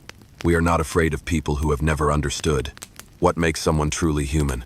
Tika placed a hand on his back. They want you to believe you are worthless. Do not let them win. Neera sat beside him, whispering like a vow. We have lived because of a promise, and now we live to protect that promise. Grant looked at the 3 women standing before him, strong, unshaken, willing to face down the whole world to keep their word. In that moment, he knew they were not just the people he once saved. They were his shield, his family, and his reason to keep breathing. Outside, townsfolk were beginning to gather, whispering, pointing at the cabin, but in the firelit glow of the setting sun, Grant stood in the doorway, the 3 Apache sisters at his side. 4 souls, a tiny outpost standing against the weight of an entire town's prejudice. That little cabin slowly became its own world, a place where every heartbeat had meaning. None of them ever spoke the word love, but all of them were living for it. Grant practiced standing every morning. Tika was always behind him, keeping his balance, but never holding him too much. You have to remember your legs still have strength. Neera woke early to cook the softest meals, always finding ways to help him swallow easily. She rarely spoke, but the porridge was always the perfect temperature, never too thick, never too thin. Saya, she kept her eyes, or more truthfully, her heart's gaze on everything dangerous near the cabin. Every night, she would patrol the area, knife strapped to her thigh, moving with the silence of a wildcat. Grant did not know what to say except the same 2 words, over and over. Thank you. But Saya would only ever reply with one simple line: "Just keep living." On windless nights, the three sisters often sat on the porch, mending nets, fixing clothes, or brushing the horses. Grant would place a chair nearby, listening to their laughter mixed with the crackle of the fire. Once, he coughed hard and dropped to his knees. Nira was the first to reach him, catching him in arms that were cold but firm. "Do not try to do this alone." Grant's chest tightened not from illness, but from something deeper. He gave a faint, aching smile. "I have been alone for too long. You will get used to it," Tika said softly, her eyes full of warmth. That sentence, it sounded like a quiet decision, as if those three hearts had already chosen to never leave him again. Another night, the rain poured down hard. Grant burned with fever, heat radiating off him like fire. Saya sat close beside his bed, wiping his sweat little by little. In a haze, he muttered through the fever. I do not deserve anyone." Saya stopped. She placed her hand on his chest right over the spot where his heart beat the strongest. "You once saved 3 girls waiting to die in the sand. Think about it. If you did not deserve anyone, we would never have come back." Grant opened his eyes. He did not see the sky. Only 3 faces leaning close, shining like stars in the storm of his life. He whispered, "Do not leave again." Tika answered instantly, "We came here, so where else would we go?" Nira pulled the blanket up, sealing the moment like a quiet vow. After that, no one locked the cabin door again. Every morning there were 4 portions set on the table. The 3 chairs always sat a little closer together. And every night, there were 4 breaths blending together inside the house that had once been terrifyingly silent. But every touch, every glance, every breath held in his chest was a promise more sacred than any ritual. And Grant understood. This was real love. That spring came like a miracle tree sprouting green even as the red earth stayed dry. And on that small ranch, 3 Apache sisters and 1 cowboy had turned ruin into life. After every rain, Nira led a brood of newly hatched chicks into the backyard, her hands moving as if laying hope gently onto the ground. Tika built a new sheep pen with her own hands and repaired every rotten fence post. Saya oversaw everything, eyes sharp like a hawk's, always scanning for signs of danger. Grant watched them from the porch, his hands still trembling from illness. But the smile had returned to his face. He tried to take part however he could, holding the hammer to secure a wooden plank, pulling weeds with slow but determined steps, relearning how to ride. Even though his lungs burned with every breath, and every time he stumbled there were always 3 hands ready to catch him. No words, just lifting him up and walking forward together. In town, things began to change too. At first, folks would spit on the ground when they saw them ride in to buy supplies. But then, one day, the blacksmith's son was kicked by a horse and knocked unconscious. Saya, who happened to be nearby, dropped to her knees and performed chest compressions and breath after breath until the boy cried out again. His mother held him close, tears flooding her face. "Thank you. I owe you his life." That sentence spread faster than any rumor of hate. Tika helped the innkeeper after she slipped and broke her leg, carrying her all the way home. Nira shared seeds and herbal medicine with those who could not afford any. Those who once looked at them with nothing but scorn were now beginning to look with gratitude. Back at the ranch, a place once silent like a graveyard for hope, the laughter of children began to return. Town kids started creeping up to play, receiving apples and warm biscuits, learning how to shoot tiny arrows from a small bow that Tika had made just for them. The children gave them a sweet nickname, the 3 aunties of the valley. Grant watched from the porch, leaning against the post, eyes welling up with tears. He did not try to stop. Before, he had no reason left to keep living. But now, he truly wanted to stay in this life, and he felt happiness simply because they were there. One evening, as the sun fell red and burning behind the distant ridge, Saya placed her hand over Grant's. "Do you see now? A home does not need tall walls. It just needs someone waiting for you to return." Grant held her hand and then 2 more hands joined. 4 people, 4 sources of warmth, forming a circle no one could break. In that moment, Grant knew without a doubt, they were no longer the starving children he once saved. They were family. The afternoon sun tilted across the freshly repaired roof of the cabin, warming the room where Grant McCade lay propped up on thick pillows, still breathing in slow, labored draws. The searing coughs had begun to ease. The pneumonia no longer threatened his life, thanks to the three who had never once looked away from him. Every morning, Nira was the first to step in. She would check the pot of herbal steam, then press a warm cloth to his chest, letting the vapor ease his lungs. Breathe in, just a little deeper. Good. Your lungs are still fighting, and so are we. At midday, Tika would help him walk into the yard, pushing him to take short steps so his lungs could open up in the sunlight and wind. If you fall, we will catch you. But if you give up, we will hurt. At night, Saya always sat by his side, changing the cloth, listening to his breathing, fast or slow. She never rushed him. She simply laid a hand on his shoulder, just enough for him to know. Tomorrow, you still need to breathe with us. One calm evening, Grant stood in the doorway, looking out at the ranch that had transformed. New fences, rows of young vegetables, chickens chirping like a celebration of new life. He whispered, "All of this is because of me, Saya nodded, because you are still a part of this world." Grant leaned on the fence, looking down at legs that still trembled but no longer with despair. He had once laid waiting to die. Now they were making him live. Nira stepped forward and placed in his hand the same cloth he had once used to shield them from the wind so long ago. 18 years ago. You saved 3 Apache girls dying in the dust. Tika continued, her voice woven with hope. 18 years later, it is our turn to save you from the dust of loneliness.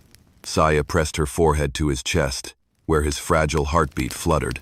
You once gave us your life. Now we will live to give it back to you. Grant could not hold it in any longer. He pulled all 3 into his thin, warm arms. You are the reason I still breathe each day. The blazing sunset touched the 4 of them, standing close as one. There was no law that taught them to love, no system that recognized them.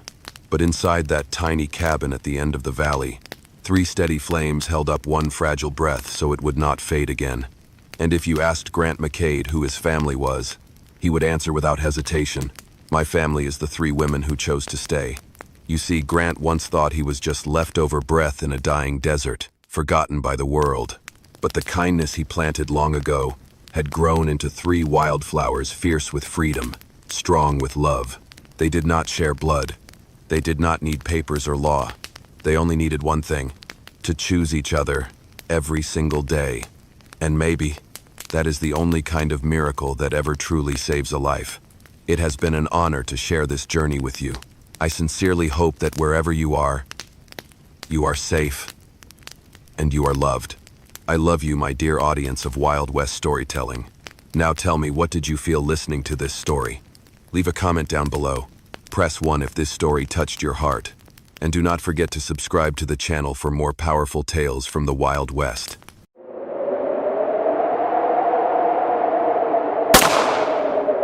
Border Market. Laughter, spitting, and the clatter of hooves echoed against the wooden floorboards. In the center of the crowd, a tall Apache woman was dragged forward. Muscular build, broad shoulders, heavy breathing, Taya was pregnant. A cold black iron chain was locked around her ankle, pressing down on a fresh bruise. Her stepmother, eyes sharp like knives, jerked her chin toward the girl and spat out bitterly. She brings no more glory to the tribe. Whoever wants her labor, name your price. There is another piece of merchandise in her belly. The crowd burst into laughter like firecrackers. 2 for 1, 1 price, 2 lives. I will buy her to tend my horses. Taya lowered her head. Her tied hands clenched so hard they bled, not out of fear but out of shame. Amid the filthy noise, a lone figure stood under the shadow of an old porch. His cowboy hat hid half his face, leaving only a steady gaze. Liam Stone, a rancher from the northern hills. He stepped forward, silently placed $200 on the wooden table. The whole market went silent. What are you buying her for? One man asked, his voice laced with contempt. Liam answered quietly, his voice low and firm, so she can have a place to lie down without kneeling. He knelt, cut the chain, and helped Taya to her feet. He did not touch her more than needed, just rested his hand lightly on her back, a simple gesture, full of humanity. As they walked away from the market, the wind picked up behind them, carrying a cloud of dust. Taya let out a soft breath. Her eyes looked like they wanted to cry, but could not just yet. The road from the market back to Liam's ranch felt endless. The late afternoon sun painted the red sand the color of dried blood. Taya sat on the back of the horse, one hand clutching her tight, swollen belly, cold sweat gathering at her temples. She was exhausted, yet alert like a wild animal cornered in a trap. Liam would glance back from time to time, his voice low but never forceful. "If it hurts, you can tell me." Taya answered curtly, "I can handle it." "I am not asking if you can handle it. I am asking, does it hurt?" Taya said nothing. She was not used to anyone caring if she was in pain. By the time they reached the ranch, the sun had disappeared. A modest wooden house, an old fence, a quiet horse barn, but warm yellow light glowed from the kitchen. Liam opened the door and gently said, "Careful, the floor is slippery." Taya stepped inside. The kitchen was tidy, clean in the way of someone who had lived alone for far too long. He placed a soft blanket on the long bench. "You can stay here for now. We will figure things out when you feel better." She did not reply. Her hand stayed close to the small knife hidden in her boot. Liam saw it but said nothing. At dinner, he set a steaming bowl of soup in front of her. Taya stared at him. "What do you want in return?" Liam frowned slightly. "You eat so you can get your strength back. That is enough." She ate cautiously, one small spoonful at a time.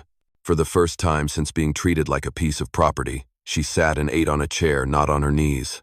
Liam stepped out to the porch, lit a small fire, and tilted his chair against the doorframe. "I will sleep out here. If you need anything, just call." The door closed. Taya sat alone in the quiet kitchen, her hands trembling slightly, not from fear, but because it had been so long since she remembered what comfort felt like. Night fell. A sudden cramp in her belly jolted her awake. She clutched her stomach, breathing fast. Outside the door, Liam heard the faint sound and immediately got up. "Taya, are you all right?" She brushed it off. "The baby just kicked. That means it is strong. That is good. Why do you care? It is not your child." Liam paused, then replied, "Because it is the child of someone who deserves to be treated with kindness." She turned away, blinking fast to hold back the tears. Outside, the desert wind whispered through the trees, sounding like a rough lullaby. And in that small wooden house, for the first time in years, Taya fell asleep without flinching at every breath. Dark clouds rolled in from the mountains, lightning slashing across the sky, thunder crashing over the plains like war drums. Taya suddenly clutched her belly, her breath ragged and sharp. The pain came in waves, stronger than ever before. "Liam," she whispered, her voice warped by pain. He rushed into the room almost instantly. "Is it time?" Taya nodded, sweat pouring down her temples. Liam helped her to the bed, clumsy but full of determination. He opened the cupboard, pulled out clean towels and a pot of warm water. Taya looked at him, her voice trembling. "Have you ever done this before?" "Never." "But I am not leaving you alone." Thunder shattered the sky. Wind slipped through the cracks of the door, making the oil lamp flicker. In its dim golden light, Taya's muscular body looked like that of a warrior walking into her final battle, a battle for the tiny life kicking inside her. The pain grew fiercer. Taya gritted her teeth. Do not let anyone take my baby." Liam gripped her hand tight. "No one will touch your baby. No one." She pushed through the pain, blood and tears mixing. Liam held out his hands awkward, but full of respect. No curiosity, no lust. Only duty and compassion. A cry tore through the room. A small, trembling life, red and fragile, rested in Liam's hands, a baby boy. Taya gasped. "Let me hold him." Liam placed the baby on her chest. The child stopped crying, his tiny fingers wrapping around a strand of his mother's tangled hair. She whispered, her voice weak but filled with pride. "My son." Liam looked at them, and his heart pounded louder than any storm outside. Not because this was his child, but because this was a sacred moment, one that someone almost stole from her. A while later, when Taya's breathing had steadied, she looked up at Liam, the eyes of a warrior, now the eyes of a mother. "If I had to trust one man in this world, I would trust you." Liam froze for a moment. Then he placed a hand gently on her shoulder, like touching something holy. "If you want, the child can carry my name." Taya looked at her son, then at the man who caught his first breath in the middle of a storm. She nodded, her words blending into the sound of the wind. "He will carry your name, and we will build a home together." The oil lamp burned brighter. Outside, the storm still howled, but inside the wooden house, the first light of peace had arrived, the breath of a family just born. The storm had passed. Dawn broke. On the hilltop, the little wooden house looked like it had just been washed clean by heaven's rain. But the place that had changed the most was inside the hearts of three people. Taya sat propped up by pillows, cradling her baby in her arms. The little boy slept soundly, his lips softly puckered, as if still searching for the warmth of his mother's chest. Liam placed a cup of hot tea on the table beside the bed. "What is his name?" Taya looked down at her child, smiling through exhaustion. "Kai. It means the wind that comes from the mountains." Liam nodded, his gaze softening. "Kai Stone. Sounds like the son of a strong warrior." Taya's eyes glistened. For the first time in her life, her child's name was spoken with pride, not shame. The days that followed were a quiet journey of healing. Liam rose early to cook porridge, to warm milk for her. Taya practiced walking again in the yard, while Kai lay in a cradle Liam had built himself. Their meals were filled with gentle laughter and words that came slowly, but sincerely. At night, Liam still slept on the porch, but he always left the door slightly open, ready to come running the moment Taya called. One evening, as she laid Kai in the cradle, the blanket slipped. Taya bent down to pick it up, then hesitated and asked, "Why have you done so much for us?" Liam paused for a moment. "Because everyone deserves a new beginning, even those who have been broken and mistreated." Taya looked at him for a long time, not with the eyes of a warrior, but with the gaze of a mother who had just been pulled back from the edge. By the 7th day, Taya had regained her strength. She asked to help with the ranch. Liam handed her an old saddle. "Here. If you want to move around, start with what I need most. Teach this stubborn horse some manners." Taya reached out and gently stroked the horse's mane. It jerked its head. "Wary." She smiled and whispered in Apache, "We have both been chained, but neither of us wants to be chained again." The horse froze, then stood still. Liam watched, letting out a breath of awe and quiet respect. "Taya. There were things I thought had died in this house long ago. Laughter, hope, even life itself. I thought I was dead too," she replied. "But maybe I was only asleep, waiting for the right place to wake up." Kai stirred in his cradle, letting out his very first coo. They both turned to look, and in that single shared glance a family was made. "I am deeply grateful for your presence here." If this story brought back memories of dusty afternoons, of hoofbeats echoing in your chest, please consider subscribing to my channel, so that every day we can sit together once more, and I can tell you another tale of the Wild West. Summer rolled in, pouring fire across the plains. The grass turned brittle, ready to ignite from the smallest careless spark. Liam's ranch slowly came back to life. The horses grew strong again, and the potatoes in the garden pushed up green in perfect rows. Taya worked like two men, hauling wood, carrying Kai, tending the chickens, her strength becoming part of the ranch's rebirth. But word of mouth came too, drifting in with each delivery cart. Rumors spread from town to hilltop. Rancher Stone brought home a pregnant Apache woman. Word is, that baby is not even his. She was sold like cattle. A woman like that only brings shame. One morning, Liam took Taya into town to buy medicine for Kai. Footsteps stopped. Eyes turned, sharp like knives.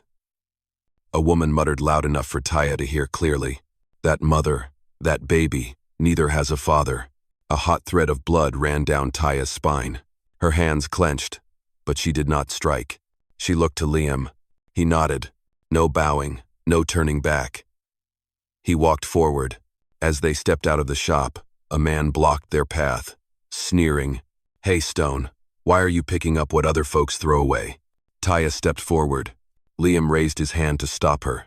He looked the man dead in the eyes and said, "I have not picked up anything from anyone. I simply opened my door to someone who deserves a decent place to be." The crowd fell silent. Taya looked into Liam's eyes. There was no pity, only pride. That afternoon, back at the ranch, Taya placed Kai in the cradle and stood on the porch, gazing out over the blazing red prairie. Maybe I should leave, so that you and Kai can have peace. No wind ever hit harder than those words. Liam froze, his chest tightening with a fear he had never named. If you leave, that means you let them be right. But if you stay, that means your child has a home, and you have someone standing beside you. Taya turned away, her tears falling onto the sun-scorched earth. I am used to fighting alone. Not anymore, Liam replied. From now on, you fight with me. Kai wailed loudly, as if to seal that promise. Taya lifted her son, held him tightly to her chest. Liam stood beside her, his hand resting gently on her shoulder, not claiming, just standing with her. The evening wind swept across the roof, and the sky turned red like a seal over a solemn vow. This family would not run anymore. They would stand tall against the world. Rumors about the Apache woman who had been rescued and who now stood tall in town spread farther than the desert winds. At first, it was just a curious glance from passers-by near the stone ranch. But then, they started knocking. One night, just after the sun disappeared behind the mountains, there came a soft scratching at the door. Liam opened it. A young woman stood there, cradling a bruise on her cheek, eyes swollen from crying. I heard, someone here protects those who have been beaten. Taya welcomed her inside, cleaned her wounds, warmed a pot of water. She did not ask about the past. She did not demand answers. She only said, "You are safe here." Then came another woman, then two, then three. Women with no place to go, no one to call them by name, only by numbers and curses. Liam built more beds, turned the old barn into a small house. Taya taught them, step by step, how to stand tall, how to clench their fists, how to look others in the eye. She told them, no one gets to decide your worth. You are the earth, and this earth knows how to rise. These women, broken when they arrived, began to laugh. They laughed while holding Kai. They laughed while planting new rows of squash in the garden. They laughed when someone called them by their own names. One afternoon, while Liam was repairing the fence on the east side, a group of cavalry riders passed by. The officer looked around, raised an eyebrow. This ranch is full of Apache women and... A cowboy? Taya stepped forward, her gaze sharp as flint. This ranch is full of survivors. Liam stood behind her, silent, steady as a wall. The soldiers scoffed and rode on, but they never came back. They knew no one here would ever be bowed again. As time passed, Taya's strong figure became a symbol of hope to women who once believed their lives held nothing but shame. They gave her a new name, Mother of the Strong. Liam watched it all, women once torn apart now standing proud, children laughing in the sun, and he understood something. He had not just saved one life at that auction years ago. He had saved a generation learning to believe in themselves again. At night, with Kai asleep in Taya's arms, Liam sat beside her on the porch. She said softly, "Back then, only the wind knew my name. Now, a family calls it every morning." Liam answered, quiet like a promise never fully spoken. "Your name is etched into this land, and this land is your home." The night wind swept through the open door. This house was no longer a place for one lonely soul. It was where hearts came home, freely. Autumn arrived, and golden leaves drifted gently onto the roof of the newly built horse stable. The stone ranch was no longer a lonely speck among endless hills. It had become an extended family, a fortress for souls once broken. Kai was now running with unsteady little steps. The children of the women who had found shelter there giggled as they chased after him. Laughter echoed through the yard each afternoon, a sound Liam had forgotten he once longed for. One evening after dinner, Taya stepped onto the porch to hang a blanket. The western wind softly ran through her thick black hair. Her broad, muscular shoulders, once belonging to a wandering warrior, now belonged to this home. Liam watched from a distance, his hands tightening slightly, as if afraid to let go of something he had not yet claimed. He had seen Taya journey from bitterness to hope, from doubt to trust, and still, he had not found the courage to speak the words inside him, words that, once said, could change everything. Kai crawled to Taya's feet, tugging at her skirt with a bright, innocent laugh. Taya scooped him up, twirling him gently in her arms. "One day, you will grow strong and tall, like the mountain wind." Kai responded with a laugh as clear as spring water. Liam stepped closer, standing beside them. He looked back at the house behind them, then up at the starlit sky ahead. You know, Taya, a ranch is made of wood and earth, but a home, a true home, is built by the people who stand inside it. Taya turned to him, her gaze deep as the mountain stone. You are the one who built this home. No, you are the one who breathed life into it. Liam took a deep breath, gathering all the courage the wide prairie could give him. That night at the market, I only meant to help someone back to their feet, but I never expected that same person would help me come alive again. He knelt on one knee. No ring, no flowers, just the heart of a cowboy in love. Taya, I do not want to just be the man who saved you. I want to be the one who holds your hand all the way to the end. Will you build the future with me? Taya stood still. The same warrior eyes that once stared down enemies without flinching, now welled up with tears. She lifted Kai and placed him gently on Liam's shoulder.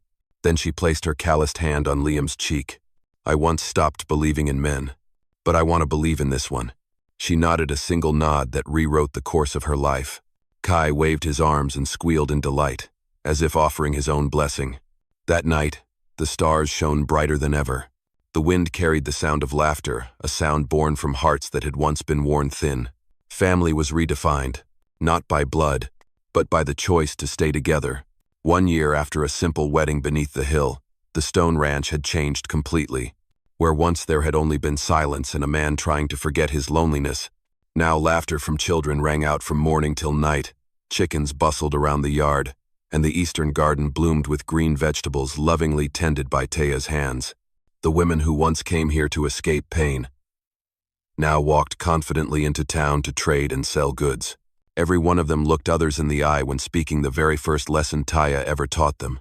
Kai was growing fast, his strong Apache frame shining through. His deep, dark eyes were his mother's, his warm, steady smile unmistakably Liam's. One spring morning, as Liam took Kai to inspect the western fence, Taya stood on the porch watching them. Her belly rounded gently, their second child growing inside her. Liam had once said, "This is the gift you have given the world, another soul born from love." Taya placed her hand over her belly and smiled. There was a time when people put a price on her, called out numbers at an auction block, and she thought her life had ended. But she never imagined that the steps she took away from that market would become the beginning of a quiet legend. As the sun dipped low, the women who once sought refuge had now built homes of their own nearby, turning the ranch into a small community. They planted flowers, taught the children to read, and kept a room ready always for anyone who might knock in need of help. One day, a young orphan girl was sent by the Apache, her wide eyes filled with awe as she saw Taya's open arms. "Here," Taya told her gently. "You have a name. You are someone."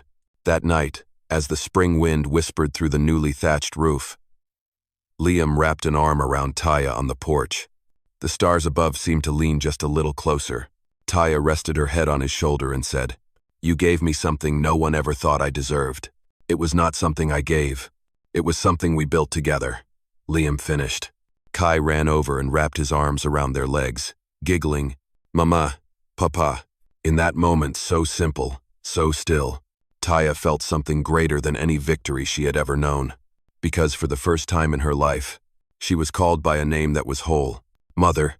Under the amber light of dusk, Liam gripped her hand a little tighter, as if to seal a vow never spoken aloud. No matter how the world outside may judge, this home will always be a place where hearts can stand tall. And the breath of 3 lives woven together filled the air with laughter, a quiet joy you could see with your own eyes. Stone Ranch, once a barren land, had become a small heaven for hearts once bound in chains.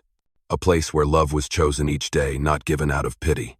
A place where souls once priced low had learned to look into the mirror and smile. I am worthy of love, and I have found my home. My dear friends, there are hearts that life has tried to harden, yet all it takes is one open embrace, and they remember how to beat for love again. Compassion does not choose who is worthy. It simply sees who is in need.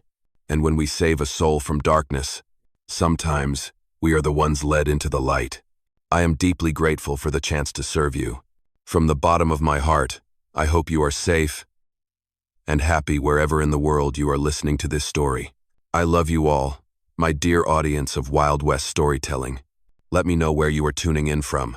And if this story touched your heart, please consider subscribing to the channel, but only if it truly feels right to you. Thank you, friends.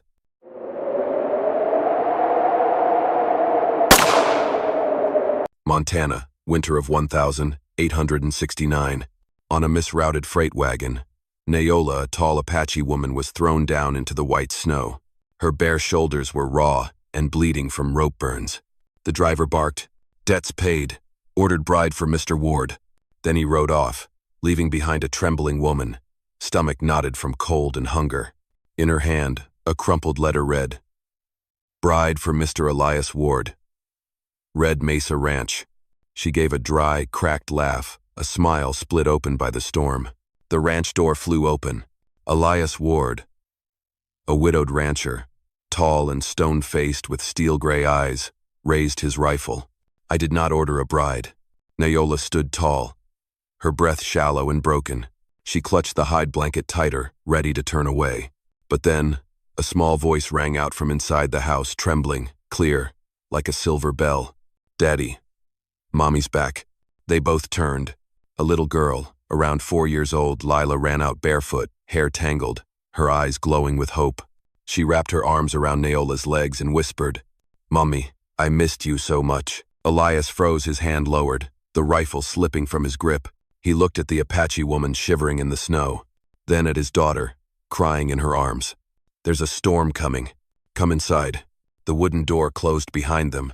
Outside, the blizzard howled, but inside that ranch, 3 souls, a widower, an orphaned child, and a woman who had been sold, took the first step toward building a home together. The log cabin was completely still, with only the wind howling through the cracks in the wooden walls and the soft crackle of firewood in the stove. Neola sat curled up near the edge of the floor, droplets forming a small puddle beneath her soaked clothes. Elias Ward poured her a cup of hot tea and placed it on the table without saying a word. Upstairs, little Lila peeked out from behind the curtain, her big round eyes watching below. She had never seen an Apache so close before, and she had certainly never called anyone mother since the night her real mother, Eleanor, disappeared into the snowstorm. All night long, Neola stayed awake. She dried her torn cloak and listened to the wind. Across from her, Elias remained sleepless too, feeding more wood into the fire, occasionally glancing at the tall woman shivering gently in the firelight. The marks on her wrist, left by a rope, were still clearly visible. By morning, the storm had not let up. Lila ran around the house, her tiny feet tapping the icy wooden floor. When she nearly tripped, Neola reached out and caught her. The girl flinched for a moment, then smiled her first smile in months of silence. "What is your name?" Neola asked softly. "Lila." The little voice drifted like a breeze. Neola leaned down and smiled gently. "Beautiful name." Elias watched the moment unfold, and something stirred within him, a feeling both peaceful and aching. He remembered his late wife, remembered her laughter as she knit clothes for Lila, and he saw in this Apache woman something like a flame he thought had long gone out. Days passed, but the storm did not. Elias taught Neola how to light the stove and feed the horses. Neola taught Lila how to weave bracelets out of yucca fiber, telling her legends of Apache women as strong as mountain stone. Soft laughter began to fill the old house. One evening, as Elias went to check on the stables, he heard a voice singing quietly from the living room, a low, raspy voice in a strange language. Lila was asleep in Neola's lap, peaceful. Elias stood at the doorway, unmoving. He knew none of the 3 were whole anymore. But as the wind whispered through the gaps in the wall, he also knew perhaps, just perhaps, they had found the first warmth any of them had known since their worlds had fallen apart. 3 weeks passed. The storm eased. The snow settled. And Red Mesa Ranch seemed at peace. But peace was always the most fragile thing out west. That morning, Elias rode into town to buy salt. He had just tied his horse in front of the saloon when whispers cut through the air like wind through a crack. "They say there is a big Apache woman over at the Ward Ranch." "Yeah, she probably bought her way in with blood. Ward killed his wife. You know." Elias turned. His eyes were cold as steel. One man in that group, Kane Mercer, curled his lip, revealing a scar across his throat. "You still carrying that gun, Ward?" Elias tightened his hand on the grip, his voice low and rough. I never forgot the face of the man who made my child stop speaking for 3 years. Cain laughed. A dry sound that did not fit the cold. Then keep that child close. Those words stuck to Elias like barbed wire against skin. He rode back to the ranch in the glow of sunset, the wind carrying the smell of snow and danger. Inside, Naola was teaching Lila to weave. The child's small laughter bright in the room. Elias watched them, and the peace in him tightened his chest because he knew it would be broken. Naola, if strangers come, you must take Lila down to the cellar. Do not open the door. She looked at him, her eyes darkening. Someone in particular? The man who was involved in my wife's silence. Night fell. The wind outside howled like a beast. Hooves sounded in the snow. A figure staggered toward the house and hammered on the wooden door. Ward, I came to take back what is mine. The door flew open. Cain burst inside, smelling of liquor and tobacco. Elias raised his gun. Naola stepped in front of Lila, her arm hard as stone. Get out of the way, you Apache, Cain shouted, brandishing a knife. But he did not expect those dark eyes to know no fear. Naola struck first. She grabbed his wrist and twisted, a sharp turn that sent the knife clattering free. Cain pushed back, shoving her to the floor, and in that instant of chaos the blade flashed plunging into Naola's shoulder. Lila screamed, a child's cry that tore the silence to pieces. Mama. A shot rang out. Elias's Colt belched smoke, and Cain Mercer crumpled into the snow, the white at the porch turning dark with red. The house fell silent. Naola collapsed, her hands slick with blood, but her eyes never left Lila. Are you all right? The girl ran into her mother's arms, sobbing, gasping. Elias dropped to his knees, holding them both close. Over the wind that screamed outside, he managed only one line low and shaking. No one will be allowed to lay a hand on this family again. The storm had passed, but for Naola, each peaceful day weighed heavier on her heart. She began waking up early, cleaning the stables, lighting the stove, cooking meals. Elias followed quietly behind, adding firewood, setting a warm cup of water by her hand. They said nothing. But between them, something gentle and warm was quietly growing. Still, outside the ranch, whispers had reached all the way to the gate. Ward's keeping an Apache woman in his house. They say he's helping her, but who really believes that? One evening, Elias returned late. The door opened, wind rushed in, and his coat was covered in snow. People in town have started talking, he said softly. About me? Naola asked. About us. She turned away, gave a faint, bitter smile. I'm used to it. Everywhere I go, I am the thorn in someone's eye. Elias replied slowly, his voice gravelly and sincere.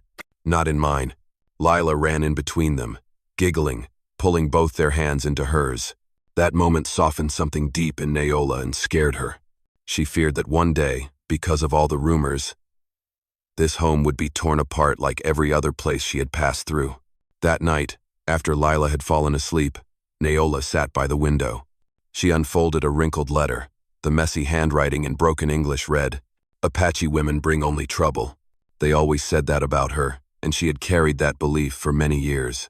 She stood up, grabbed a piece of paper, and quickly wrote a few lines. Elias, thank you for this roof. But I do not belong here.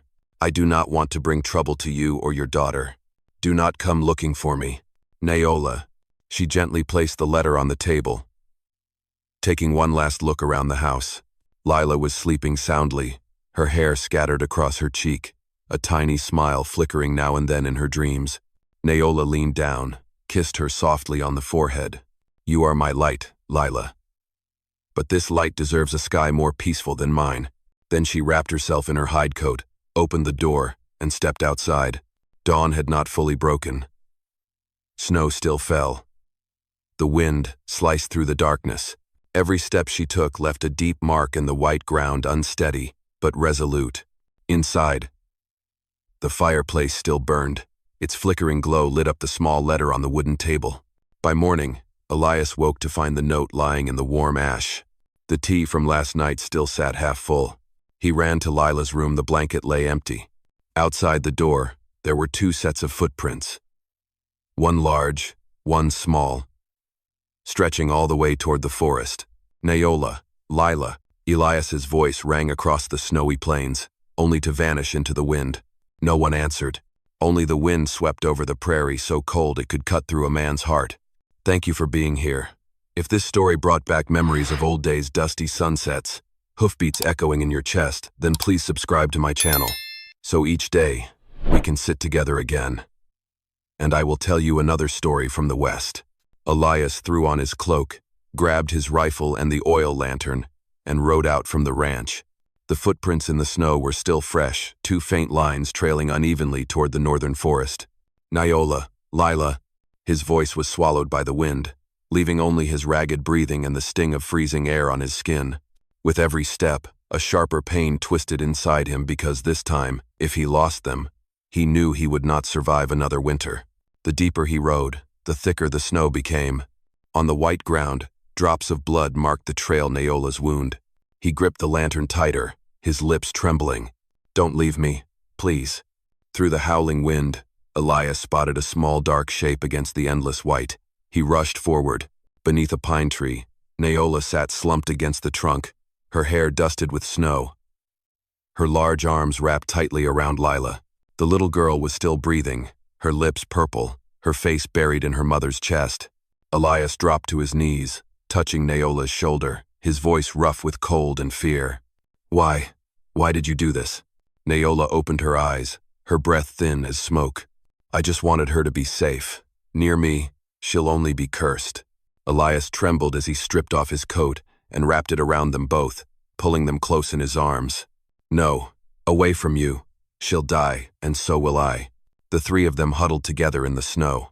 The warmth from Elias's body and the faint light of the lantern slowly began to chase away the cold. Lila stirred slightly, her small lips whispering, Papa. Elias lowered his face, pressing his cheek against her hair, his tears melting into the snow. Nayola looked at them, her rough hand reaching up to touch his face. I cannot give you a child. He took her hand, his voice deep and steady. You already gave me a family. Such a simple sentence, yet it shattered the ice around her heart. Nayola began to cry for the first time in her life, not from shame or fear, but because she was loved. They stayed there for a long time, until dawn brushed over the mountains. The first light touched them, three bodies wrapped together beneath a single hide cloak. Outside, the snow still fell, but inside, a home had been born out of despair. Elias looked up at the sky and whispered, From now on, this will be our home. You and her, you're everything. Lila opened her eyes and clasped their hands together. Three hands, trembling, bound in the light of a new morning. Across the frozen prairie, they had found the first warmth of their lives. That morning, the snow had stopped. The first sunlight spilled over the ridge, shining down on a small log cabin in the middle of the prairie, where three people still lay huddled together beneath a single hide blanket. Nayola was the first to open her eyes. Her shoulder ached with a dull throb, but the warmth from Lila and Elias lingered beside her. She looked at them, a weary-faced white man, and a child whose smile looked just like a little sundae. And in that moment, for the first time in her life, she felt like she belonged somewhere. When Elias awoke, he found her eyes already on him. There were no words, only the morning light reflected in those deep black eyes, strong and fragile all at once. He got up, stoked the fire, and brewed a pot of hot tea. We're safe now, he said softly. I didn't think I would ever see another sunrise, she replied. You'll see many more, right here with me. Lila stirred awake, rubbed her eyes, then giggled when she saw her mama and papa looking at each other. Mama, Papa, you're not cold anymore. Nayola pulled the little girl into her arms, her voice trembling but warm. No, sweetheart, not here. No one is cold anymore. The day passed slowly. Together, they repaired the barn roof, hung blankets to dry, and laid firewood in the sunday. No one mentioned the night before, but they all knew. When the blizzard brought them together, fate had quietly been rewritten. As the evening settled, Elias sat carving a piece of wood with his old knife. Lila played in the yard, while Nayola hung clothes on the porch rail.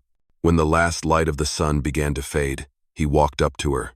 In his hand was a simple wooden ring, carved with the feather of an Apache bird.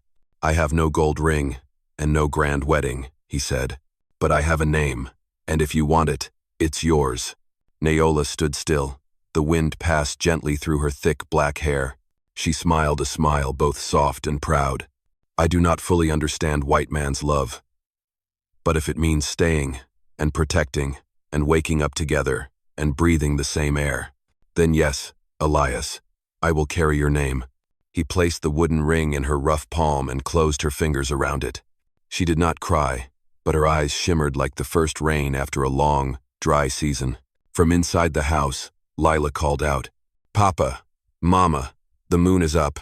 They looked up. The full moon hung in the sky above the snowy plains, glowing quietly and peacefully. Elias said softly, No silver or gold. Just tonight, you here, with me.